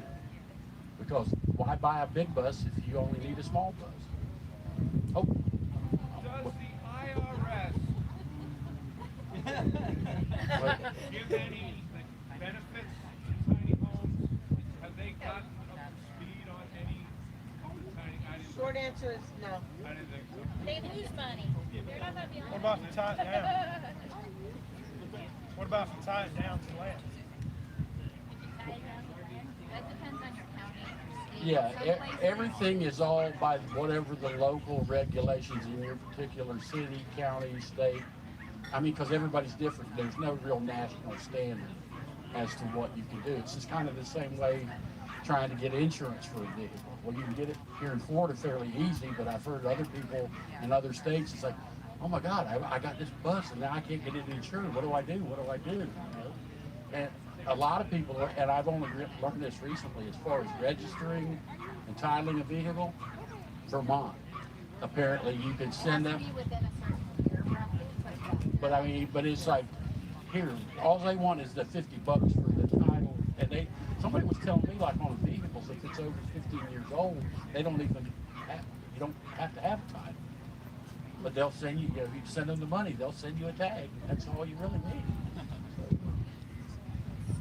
Regarding the titling, on my tiny camper, the cottage, it weighs less than 2,500 pounds, I think is the cutoff in Florida, or Palm Beach County where I got it registered.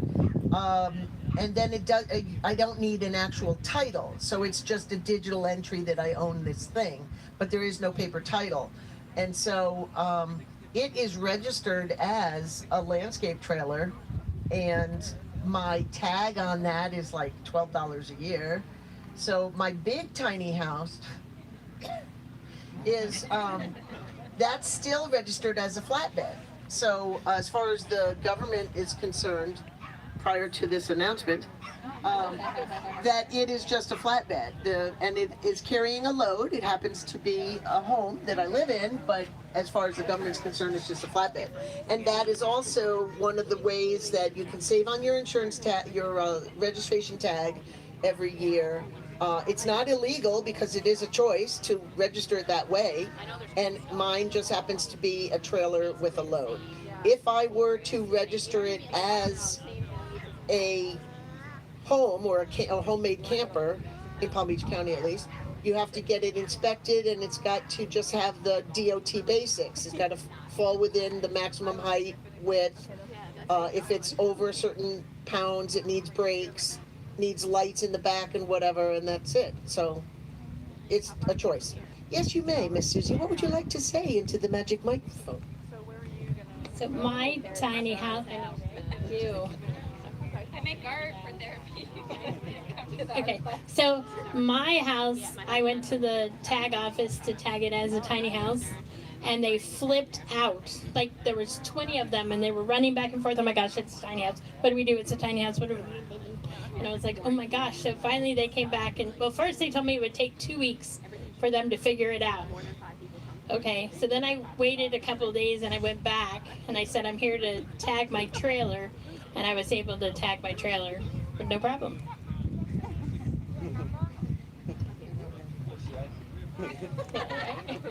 We just bought a van.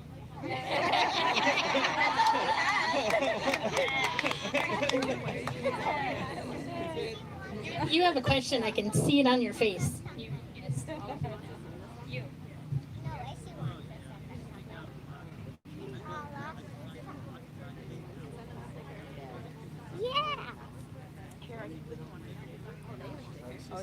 Yeah, she's in there. Hanging out with those people. So she asked, what do we do? How did we research to decide what we were doing? So I did a lot of YouTube and Pinterest and just Coming to tiny house shows and looking in other people's buses and saying, oh, I like their sink, and just asking, where did you get your sink? And most of them are pretty open to where they got it, or I got this sink, but it's terrible. Go ask this bus, and this is what they've got, and it's all just sharing information. Everybody's pretty open about where they got their stuff or how they did things, and it's the community that's the best part of it. It's just asking around. So when I was building my tiny house, there were no tiny house festivals. In fact, there were no tiny house. Tumbleweed was like it. Oh, they were like, And they were in California and I couldn't afford them, so that's how I built mine. I never know what other people pay there, and I like try to be respectful. Like people are parents, stay away, but. I mean, like I said earlier, yeah, we just tons of YouTube research, kind of just like picking out certain things I liked and what I saw in other builds. We also went to van life rallies too before we bought our van, just to like see everything in person and step in vans to like get an idea of what we'd want. So yeah, that just lots of research, and then kind of but also making it our own. We had to kind of build the van around my coffee roaster, so we have we still like we knew we wanted a convertible seating. Yeah, exactly. Yeah. So we knew we wanted a convertible seating area. We didn't want a stationary bed. Just because we are in it full time, so we wanted the option to have like a full seating area and table and everything. So we elevated our dinette up so to fit the coffee roaster in the garage. So which we don't really see too often, others doing that. So that was kind of one thing that we kind of had to like plan out. We saw like one other person do it, and we just were like, oh, let's just do it, or do it ourselves, and winged it. But yeah, that's pretty much it. I wanted to see that, like, what everybody's like Yeah, a lot of people like the full bathroom. We have a wet bath, Nature's Head compost toilet. Also, people are saying that they like how simple and clean and minimal it is. Those are a lot of words I've heard today. Or that is really what we wanted. We wanted it to be the homey but the least claustrophobic. So everything is like, we don't have like things hanging from the walls except, like our knife rack and like a fruit bag and stuff like that. Like dirty. No, thankfully, man. It's like, yeah, yeah, it's so good. Yeah, we're fine. Yeah, and people, we're digging we have like these leather straps for our drawer pulls and stuff like that. Those are really cool. That's courtesy of Caitlin and IKEA too. That like, you can rub up against them and you don't like get like bruise in your quad or whatever. Yeah. So it's like, yeah, it's people are digging that too. Yeah, I think mostly just saying it's clean, and a lot of people had questions about how to make the bed and stuff, and if that was annoying, and it can be in some mornings and some evenings, but if everything's literally give and take. Everything's give and take. You give one thing to get another thing. Like you give up having to just get out of bed and throw your comforter and your pillows back for having to take apart the whole bed to have a kitchen or a seating area. There's things like that, I guess. So think about that too, I guess. What's special about your rig? I already did. What's the first one? I've got a good one for that. I have kids and pets and me. I have a bathtub. Most buses don't have a bathtub. And a Zen garden. What's special about my bus, Wes? Me? You. Duh. Fishing. What fishing? Oh, they're sea bags. Yeah. From the Marine Corps. I cut them up. Yep. They still have my socials, so don't go looking. Yeah. You're not going to get far. I don't have any money. I live in a bus. So for inspiration, I'm a very creative, I'm a very visual person. So looking around and starting on YouTube and Pinterest, as many people have mentioned, but then I started my collection of ideas in two formats. A physical, so I had a notebook or a folder where I just kept things, like when I would go to festivals like this and take a brochure from somebody and I wanted to remember them, whatever. So there's a physical collection of things. And then the digital I do on the computer with a folder of tiny house stuff, and then I'd make a subfolder of plumbing ideas or staircases I like or something like that. So that helped me a great deal. And so anytime I saw one in a video even, I would pause the video and take a screen capture and then put it in that folder. And I would name things according to what was in the photo. For example, I would call it stairs 001 or stairs fold back or something like that. So when you open that folder, all the stairs are together and all the kitchen sinks are together or whatever, if you name them that way. So I kind of built in my own sorting and filtering that way. And then you'll see also over a period of time that your style will start coming out when you review all the things you liked and you collected, and you'll see, wow, I really like red apparently, or something. And so you know, or that'll be too much red, or this one is just enough red, or whatever. But it does, it's a self-study as well. So that's my tip of the day. Okay, I'm sorry, what was the question? Inspiration. Okay. As I said, I have a 2006 Chevrolet box truck. When I retired and decided I wanted to travel, I looked at all kinds of stuff. I looked at cargo trailers. I actually bought a 1970s vintage camper thinking, okay, I can buy this. It's like $300. It's a tandem axle trailer. It's 17 foot long. I can just rebuild it. No, you can't. When I got done tearing it apart, I basically had a 17-foot cellar. I had a 17-foot double axle trailer, a sink, and the stove and oven that was in it. And the rest of it, and the windows are actually stacked out behind my house somewhere. So I said, this isn't going to work. So then I started looking for buses. I went to a tiny house festival. First tiny house festival I ever went to was like 4 years ago now in Bowling Green, Florida, and then I met a bunch of people there, and they said, well, next weekend there's a festival in St. Augustine, and I rode up in my pickup truck with a tent and did the whole tent thing and met 8 or 9 different people that I've known ever since then. And so I was looking for a bus. Well, then one day my older brother calls me up on the phone and he says, well, have you ever thought about doing a box truck? And I'm like, well, I've seen a few on YouTube, but not really. And he said, well, I got a buddy that's got one he wants to sell if you want to go look at it.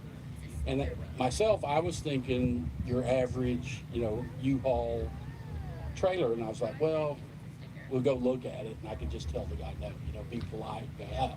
Well, I roll up, and the thing's got the side door in it. It's got a roll-up door in the back. It's got cruise control. It's got air conditioning. It's got a towing package. And he wanted the family price for it, which was $3,500.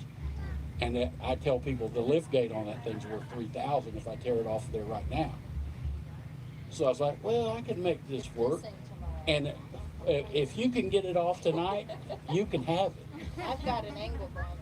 You're going to be there. You better have a bunch of them blades that go with that thing. But anyway, so I was like, this will work. So that's how I got that. And, the rest of it's history. Like I said, you put something in, don't necessarily bolt it down right away, live with it for a while, and go, okay, this is going to work, but I need to refine it, make it look a little prettier or whatever, and then go from there. And these guys here, we've never actually even met, but you're an inspiration. Just because you're here sharing. That's what this community is all about. Sometimes people, you talk to them, they live in a bus. What kind of people are these? And I know PhDs that live in a bus. People with masters, people that live and work on the road full time. It can be done. And that's the one thing that this COVID thing has really shown people. And there's going to be a lot of people that are actually pissed off when the office calls and go, hey, you need to come back.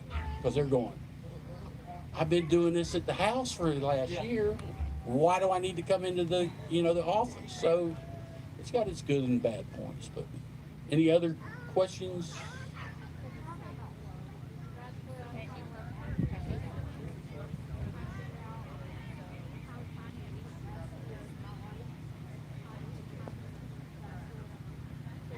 Good question.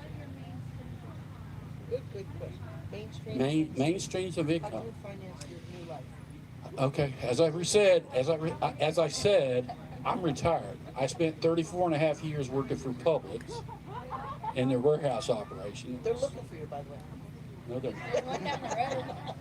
they're they might as well keep looking. 'Cause as much as I love Publix, if Aldi's got something on sale, I'm there. Because I'm at that phase of my life. I got a good, and I'm old enough to be on Social Security. So I'm actually making more money right now than I ever made when I was working.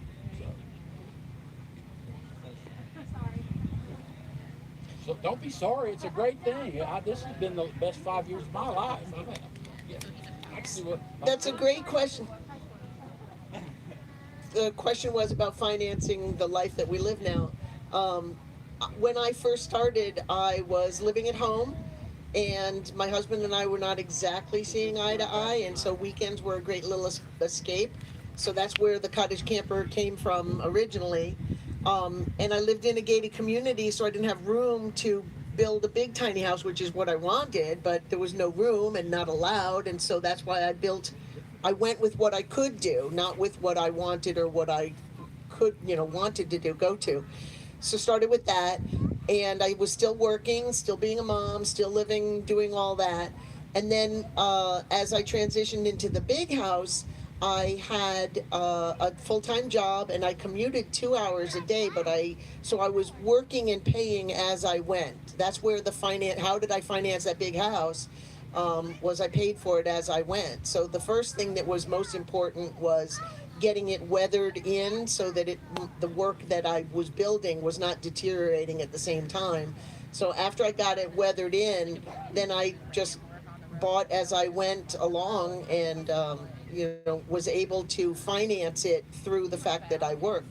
So a short version of that is if you decrease your expenses, you can increase your experiences.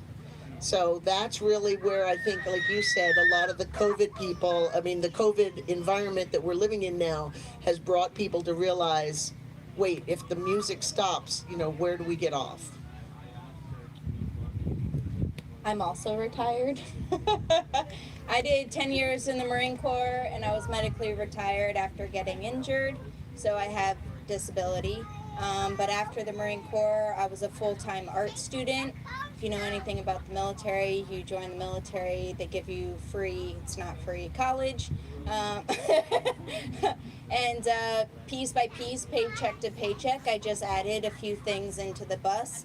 I got it to where I was comfortable living with 2 kids and 2 dogs and myself, and then I started wandering around, and the more I wandered around, the less I was paying rent and all of those kinds of things. And then I'd pull into Home Depot, put in a floor, drive a little bit around, pull into another Home Depot, add some more things, and kind of slowly built my bus on the road, kind of stuff like that.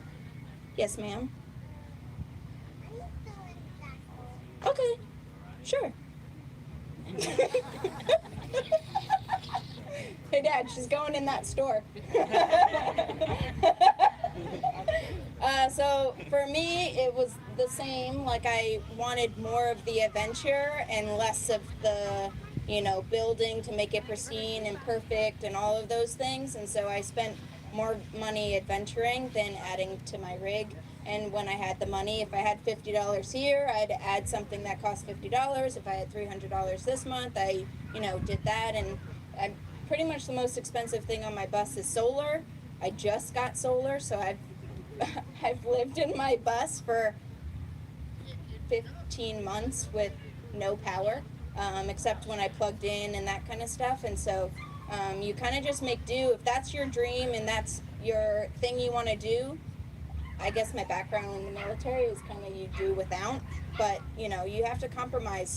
You want this, this, and this. Well, how do you get this, this, and this? If you can't, then you have to kind of figure it out if you want this lifestyle. But I'm here to say it's worth the compromise. It's worth not having 7,000 books and downloading them on your Kindle or whatever versus, building a giant bookcase. My bookcase, all the books just fall off, so I got rid of the books when I was driving because it was less stressful that way, you know? So you kind of make compromises and things, you know, a lot of people say like, well, my hobby is this. Well, don't get rid of your hobby, get rid of everything but your hobby, and then you'll have room for all the stuff for your hobby. So you just have to make compromises and all of that kind of stuff. If you want this lifestyle and this is what's right for you, then you'll make and do the work. If not, then you won't make room and do the work to get here. So my tiny house build, I was a live-in caregiver, and so we had an empty airplane hangar, and so I was able to build it there, and with the money I made from the job is how I paid for my house. And I took care of a couple, and so right before he passed away, I kept asking if I could build it in the hangar, and he said, well, we can't ever sell a house if you have another house in the hangar. And I said, okay, but right before he died, he gave me permission to build in the hangar, but I had to wait until I had 30 days once his wife died to build my house. So I did a week's worth way before she died, and then when she died, I had 30 days. So that's how I funded building my house. And now, living in my house, I'm a park manager at a tiny house community in Leesburg, and I get free rent and free utilities, so that definitely helps. And the rest of it goes to gonna do solar, and I have to fix my door. I broke my door this weekend, and but yeah. So she's right about, like, I collect frogs because the name of my house is Frog. I have way too many frogs, but you know. Probably bring them on. Got one, bring it to me. But I had a lady in my house today, and she's like, oh my gosh, you wear Crocs too? And I'm like, yes, I love Crocs. And her husband said, don't get her started, she wants more. And I said, well, I live in a tiny house and I have 17 pairs, so if I can do 17 pairs of Crocs in my house, she can have as many as she wants. He's like, but yeah, you compromise and you live. I love living tiny, and only thing I wish is I'd gone sooner, but I feel that. Yeah, I mean, yeah, we're us too. We're still pretty green and relatively in this whole lifestyle too. So so yeah, it took us about 1.5 years to do our build. So.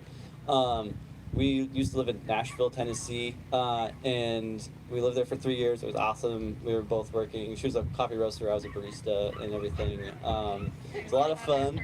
Oh, it was so great. It was so great. And so, yeah, we were living there in our own place in a duplex, and then we started thinking about doing the whole van thing. Well, at first, like, we were looking at, also talking about, like, before, like, what to go with too. Like, we were thinking about, like, box trucks and, like, stuff like that, And I was like, yeah, it's gonna be cheaper than having to go and get a van. If I want to get a van, I'd rather get a new one because it's probably gonna be like, if I get a used one, it might be like a beater that some, construction company used or whatever, But anyways, yeah, so we were like looking into that, and then when we decided that we wanted to like pull the trigger on it, we started just selling everything. We put everything on Facebook Marketplace, like our dinner table, our chairs, our couch, my desk, like everything, everything that I had in my studio and stuff like that. So that we were just taking all that money, just setting aside money for paychecks. And then we're like, okay, well, this isn't moving as fast as we want. We know that we're paying like $1,000 in rent a month to live in downtown in East Nashville. So our lease was up, we decided not to renew it, and we ended up moving in with some friends in Antioch, Tennessee. And don't go to Antioch, Tennessee. I'm sorry, but just don't go there. Yeah. It's we lived with them for a while, saving money. We bought the van, and then we got to the point where we realized, well, if we want to keep doing it, so we put $2,000 down on the van. We bought new. It was a leftover from the year prior, so we got to talk the price down a little bit. But at that point, we were broke. We had no money. That was all the money that we had in our bank account. We spent the rest on rent. We had $2,000. We're like, okay, this is all we have to put towards this. Worked with the dealership for about a month to get, the right interest rate and all that jazz. So we were like, okay. So then we went back to work. We got our like paychecks like in the next couple of days, so we had a little bit more money. But then we told our friends that we were living with, we said, sorry, but we can't pay rent anymore because we have this van payment and we work coffee jobs and we are poverty level. We can't do this. So because we're doing what we love, but usually what you do that you love doesn't pay much, at least for me anyway. But so then they ended up telling us, well, we don't want you to live in the van with nothing in it. That's what we were prepared to do. They're like, well, you can stay here for free. And we're like, we don't want you to have to do that for us. We get emotional because I love these people. They're awesome people. So we ended up living with them for free there for a while. And we were building in the parking lot of this apartment complex. And then one night we ended up, I went out with my friend for his birthday party. And that night I come back home and I ended up getting pulled out of the van, robbed at gunpoint. So that really stunk.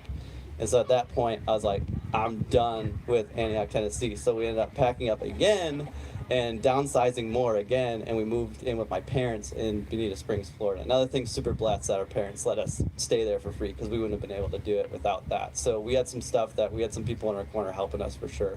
But we also had to live with not much at all, like beans and rice, like all that stuff. I ended up going to work in construction down in Bonita Springs. So it took us 1.5 years to build it because she was working at a bakery. I was working in construction like 60 hours a week. And then it got to the point where for like 4 months straight, I was working on it for like a day a week, like my one day off. And so we just, over 1.5 years, we just kept, fueling the funds for it in order to do it. It took a while, but we worked our butts off for it. And if you want to work your butt off for it, you're going to make it happen. It's just like, if you want it, you'll do it. You'll figure out a way like that. As far as making money right now, like while we're on the road, like I said, we're still pretty new at this, but we have done seasonal jobs. Like this summer, we worked on a farm as trimmers up in Maine. So that was really great. That brought us through the summer until now. Until now, where we're need to conjure up some more work. Probably after this is done, I'm gonna go back down to Bonita, probably work construction again. And then unless we would love to do a client build. So we're trying to work that out. If that doesn't happen, then like in the next few days, then I'm going back to work. But it's only temporary. And then we have like 3-4 months of that just traveling around and doing what we love to do, being together with people that we love. And then on top of that, we do other things online, and Caitlin can talk more about that. So we make money through our website, through affiliate marketing, or Amazon partners, and then also through Instagram. We work with brands, which is pretty new still. Like finally, that we're actually at a point where we can get paid to work with brands, which is nice. So we make a little bit of money through that, and then I sell my coffee online. So yeah, those are just like, we try to diversify our income in a bunch of different ways. But yeah, the goal is to either make money fully online and through my like roasting coffee and everything, and maybe do like a client build like once or twice a year, and that's kind of like our dream right now is what we're planning on doing. For aspirations. Anybody else?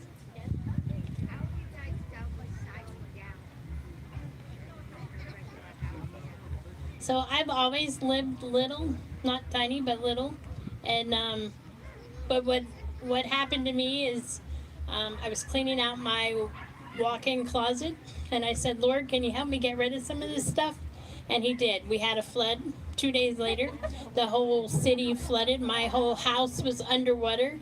In fact, when I got called home, my neighbor said, you can't park on the street? And I was like, why? And he said, it's underwater. And I'm like, wait a minute. If the street's underwater, my house is underwater. So I got home, and the water was like this far above my doorknob. And so I called my son. He was 19 at the time. And I said, Nick, you got to get home, because if I open the door, the water's going to go in. He's like, Mom, the water's probably already in there. So it was. So I lost everything I had, and I went tiny. He does, for sure. Yep. For me, I had a thing with antiques. You walked into my house and it was like an antique store. I had a lot of stuff. And then I just sold all of the stuff and moved in. The one thing I don't minimalize in is experiences and art supplies and food. So I have a really large fridge. I have a lot of storage for art supplies. And, you know, I travel around with my kids. So like I said, it's like if you want it, you'll happen. You know, there's all different ways. People say like Marie Kondo and like what brings you joy, touch it, all of those things, or, you know, looking into your closet and things you haven't worn for 6 years, like get rid of it. You know, there's all different ways and all different inspirations, but, you know, when you're ready to get rid of it, you will. Or like even I've lived in my bus a year and a half now and I'm still getting rid of stuff like, why did you keep that? I don't know. So we stop at Goodwill and donate it and do whatever. Now in Tiny, because I have children, it's, you know, like if they want something, they have to give me something. And so that's how we kind of keep things. That's with t-shirts, that's with stuffed animals, that's with toys, that's with everything.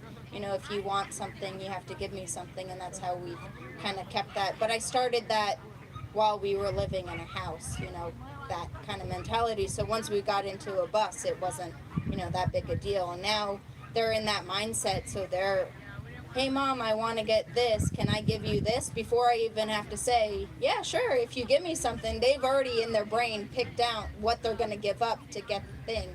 And a lot of the times it's, you know, like for birthdays and all that kind of stuff, I don't really buy stuff like, you know, materialistic stuff. We go, like last year for my son's birthday, he wanted to swim with manatees. So I drove him down here and he swam with manatees. You know, it's those kinds of things, but you have to, you know, pick and choose what's important to you and then, you know, get rid of all the excess. Because things that are clouding your house are clouding your mind, and so you can't get into the tiny living if your mind and everything around you is all crowded up, right? Mm-hmm. The way that downsizing happened for me was a little bit different as usual.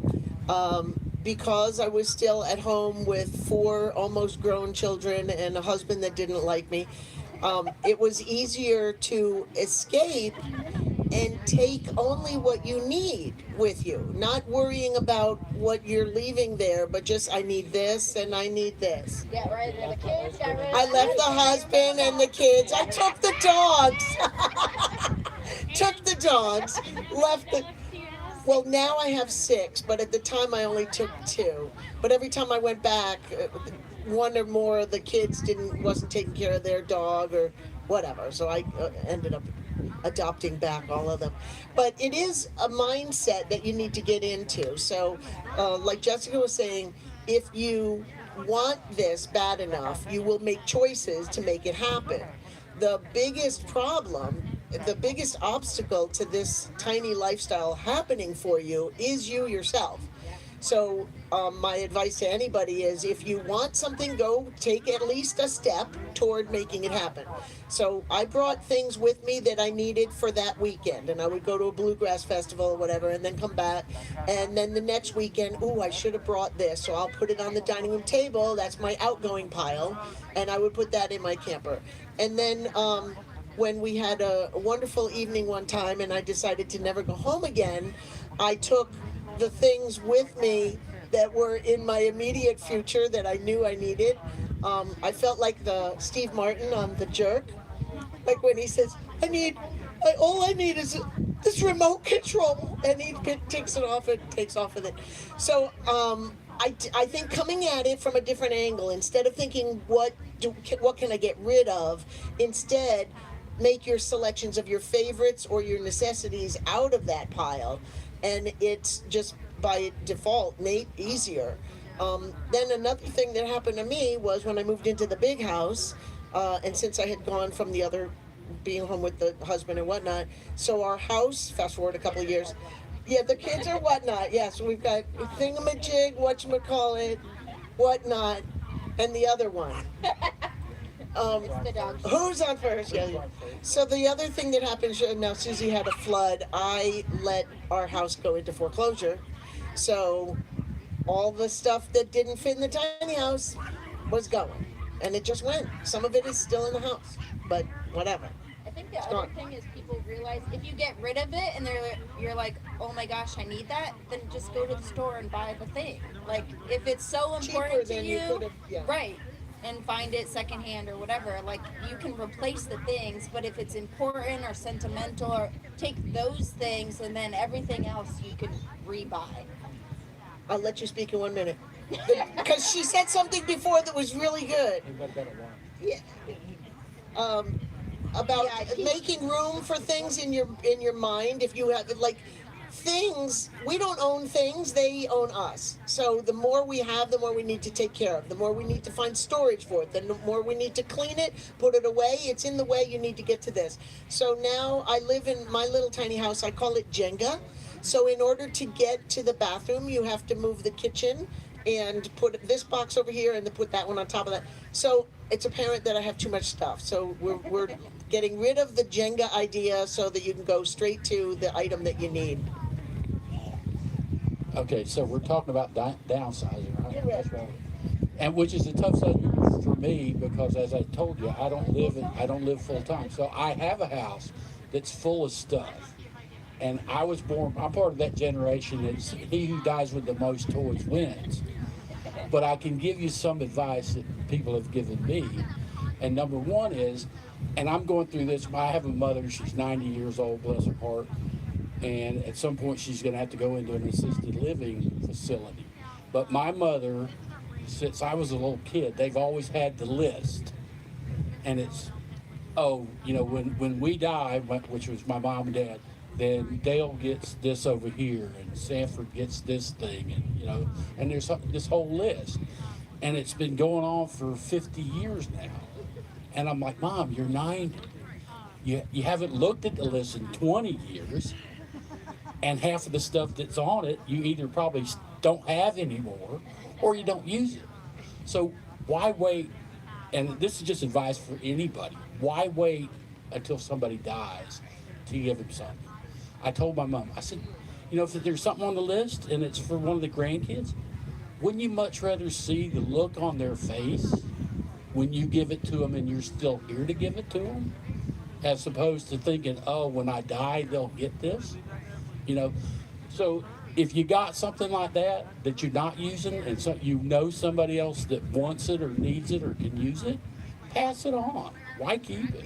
Same thing with anything like that.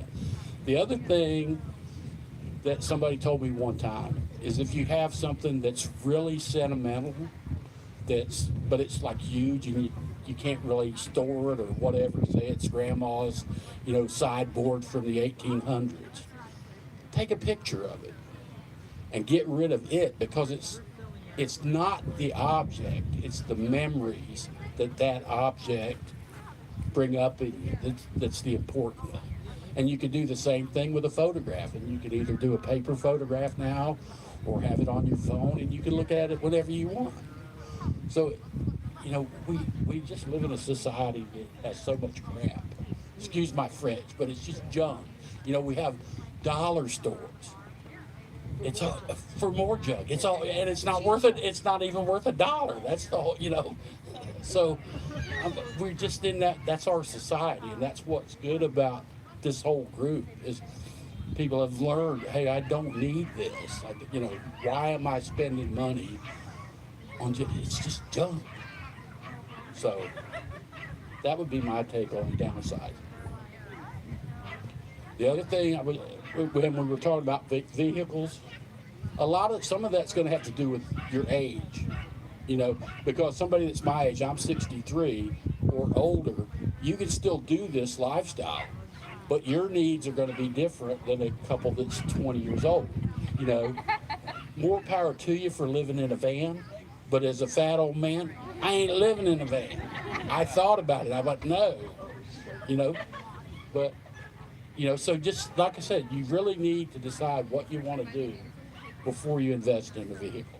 And if that means, some people go, oh, I could never drive a big school bus like that. Well, how do you know? Guess what? Go to U-Haul and rent the biggest truck they have for a day and just drive it around. Test it out. Because, You know, why spend, you know, a big bus is, you can get them $2,500 to $10,000, whatever you want to spend. But I haven't met that many people that actually got into this lifestyle and then decided they hated it. But that does happen. You have to keep that in mind. You may come to a festival and go, oh, this is the greatest thing since white bread, or, you know, whatever. I'm going to do it. And you go do it and you go, oh my God, this is horrible. But You what's know, worse than that is not doing it and then regretting it and then being too. Speak up in your military voice. It is. Yeah, it's better to do it. It's better to do it and be like, oh my God, why did I do that? Than never do it and be like, oh, what could have my life been, or whatever kind of thing. So, you know, there's always somebody, no matter how well or how crappy built your rig is. I'm speaking for my own rig. Somebody's out there willing to buy it and change it up or whatever. So there's always a clientele to like buy it if you're like, yeah, this isn't for me or whatever. But, you know, there's not enough for it in your life to regret it, and that's ultimately. I'm sorry, I don't know why I'm rattling on. But this isn't something, you don't have to look at this as I'm going to do this for the rest of my life. You know, some people do it for a year and decide they don't like it. Some people do it for their entire lives and love it. And it's just, it's just a different phase of your life. Like I said, the younger couples that are doing this, I think it's awesome, because I was raised, you spend 30, 40 years at a company, you get your retirement, you get into your 60s, you retire, and if you're lucky, you got 10 years to do whatever it is you thought you should have been doing the whole time that you were working. Whereas these guys, they can do this for the next 10 years.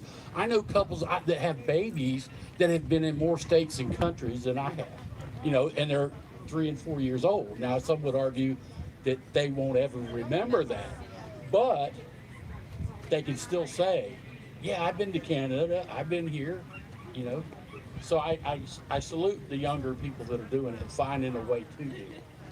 And it's, people that say, oh, I couldn't do that, they're just making excuses if that's what you really want to do. And to that, I have something to add. There is a window of opportunity. A lot of times you're thinking, just like you said, that our mentality when we were raised, brought up, you do your time, you work your career, and then you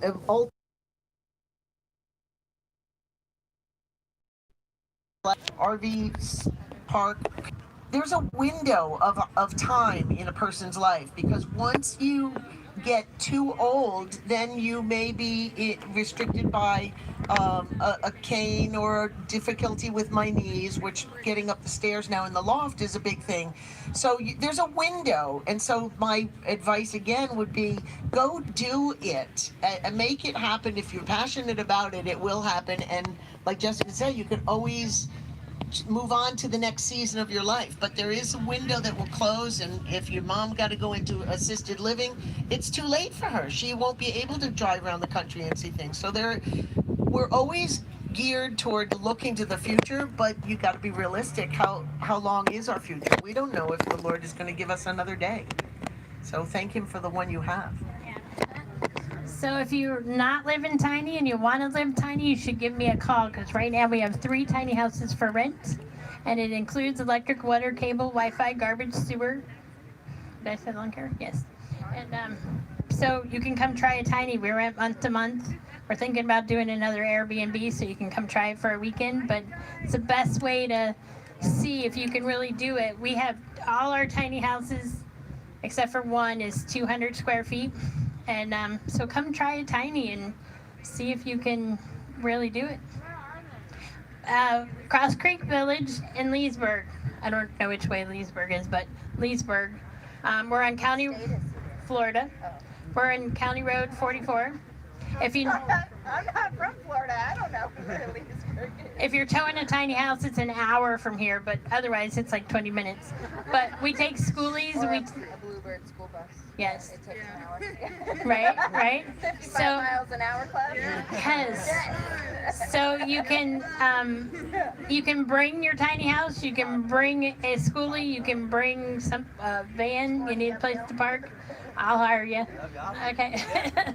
So yeah, so there's options out there. Not just us. There are other people that do this. Rent tinies or whatever.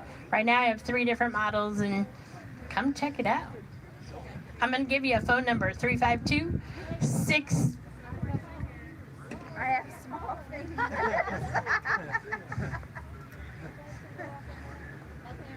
352-630-8207. And if you say you saw a frog at the Tiny House Festival, I'll give you a special. I don't know what the special is, but I'll figure it out. I'll let you pet our gators. How about that? 352-630-8207. And my name's Susie. It's Cross Creek Village. I've never given my phone number out over a microphone before. Kind cool. So thanks for listening to us and asking us questions. We're going to close now, but we'll... We all live here, so just come over. Yes. Bring frogs and chocolate and, now that we're cookies. Now that we're done, does anybody actually have a question? Oh, yeah, do you? I want a bus. I live in an apartment. Where would I park it while I'm waiting? In the bathroom. Get a little one. People have all different options, whether it's parking it at families or, all that kind of stuff. I've known people to rent a spot at a storage unit. It's like $100 a month. You park it there. They've got electricity, all the stuff, buy the tools. I built my bus pretty much in Home Depot parking lot. I forget a part. It's right there. Or I, buy the wrong part, then I return it, get the new part, go outside, those kinds of things. There's all different ways, Yeah, where are you Where do you live? located? Say that again. Orlando. Disney World. Definitely options out there. And there's plenty of homesteads, other buses, they buy land, acres and acres, and they have their bus, and they're probably willing, because they know the struggle, to let you come to their homestead, build. They're resident expert. They built a bus, and you can park at their place. There's tons of options. Just reach out and ask. That's what's the worst they can say? No, or I don't have room. Yeah, you. Anybody else have a question before we go? Where would you park the bus? On the beach. Right there. Right here. He says right here. Right here. Park the bus. Right at your house? Can I park my bus at your house? So thank you for coming and enjoying, and please feel free to ask. We'd love to help you. That's why we're here. Finley. You're the reason we're here. You're the reason we're here. Don't tell her that. She's ready for Broadway. Perfect.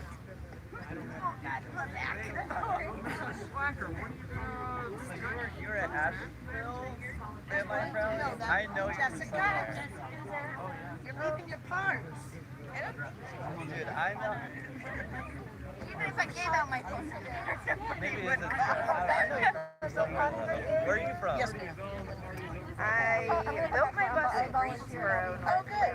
Okay. Yeah, I have some. I just drove around the country. I did that shit on purpose. Okay, gotcha. Maybe that's it. I don't know. I was like, dude, or you remind me of you never worked at White Mountain Ranch, New Hampshire before, did you? Okay, never mind. That was a camp that I don't think I've ever that been used to work at. And then I like to talk. What's your name, sweetie? Robin. Robin. I'll see you. I met Susie. Yep. Okay, Robin, you're welcome.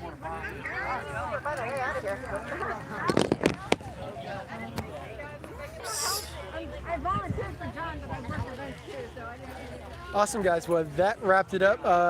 Apologies, the gimbal ended up dying during the talk, so that's what kept falling over. Thanks for bearing with me. Tomorrow we should be able to start like 10:30, so tune in tomorrow. And if you have any requests of talks you want to see tomorrow, let me know. I'll be able to set it up like I did this time so you can see those. Otherwise, we're just mostly going to be doing tours and hopefully do some more interviews. I want to interview Jessica Rambo with the Painted Buffalo project with her veteran painted can object. So I think you should check in for that. Look forward to seeing you tomorrow. Have a great night.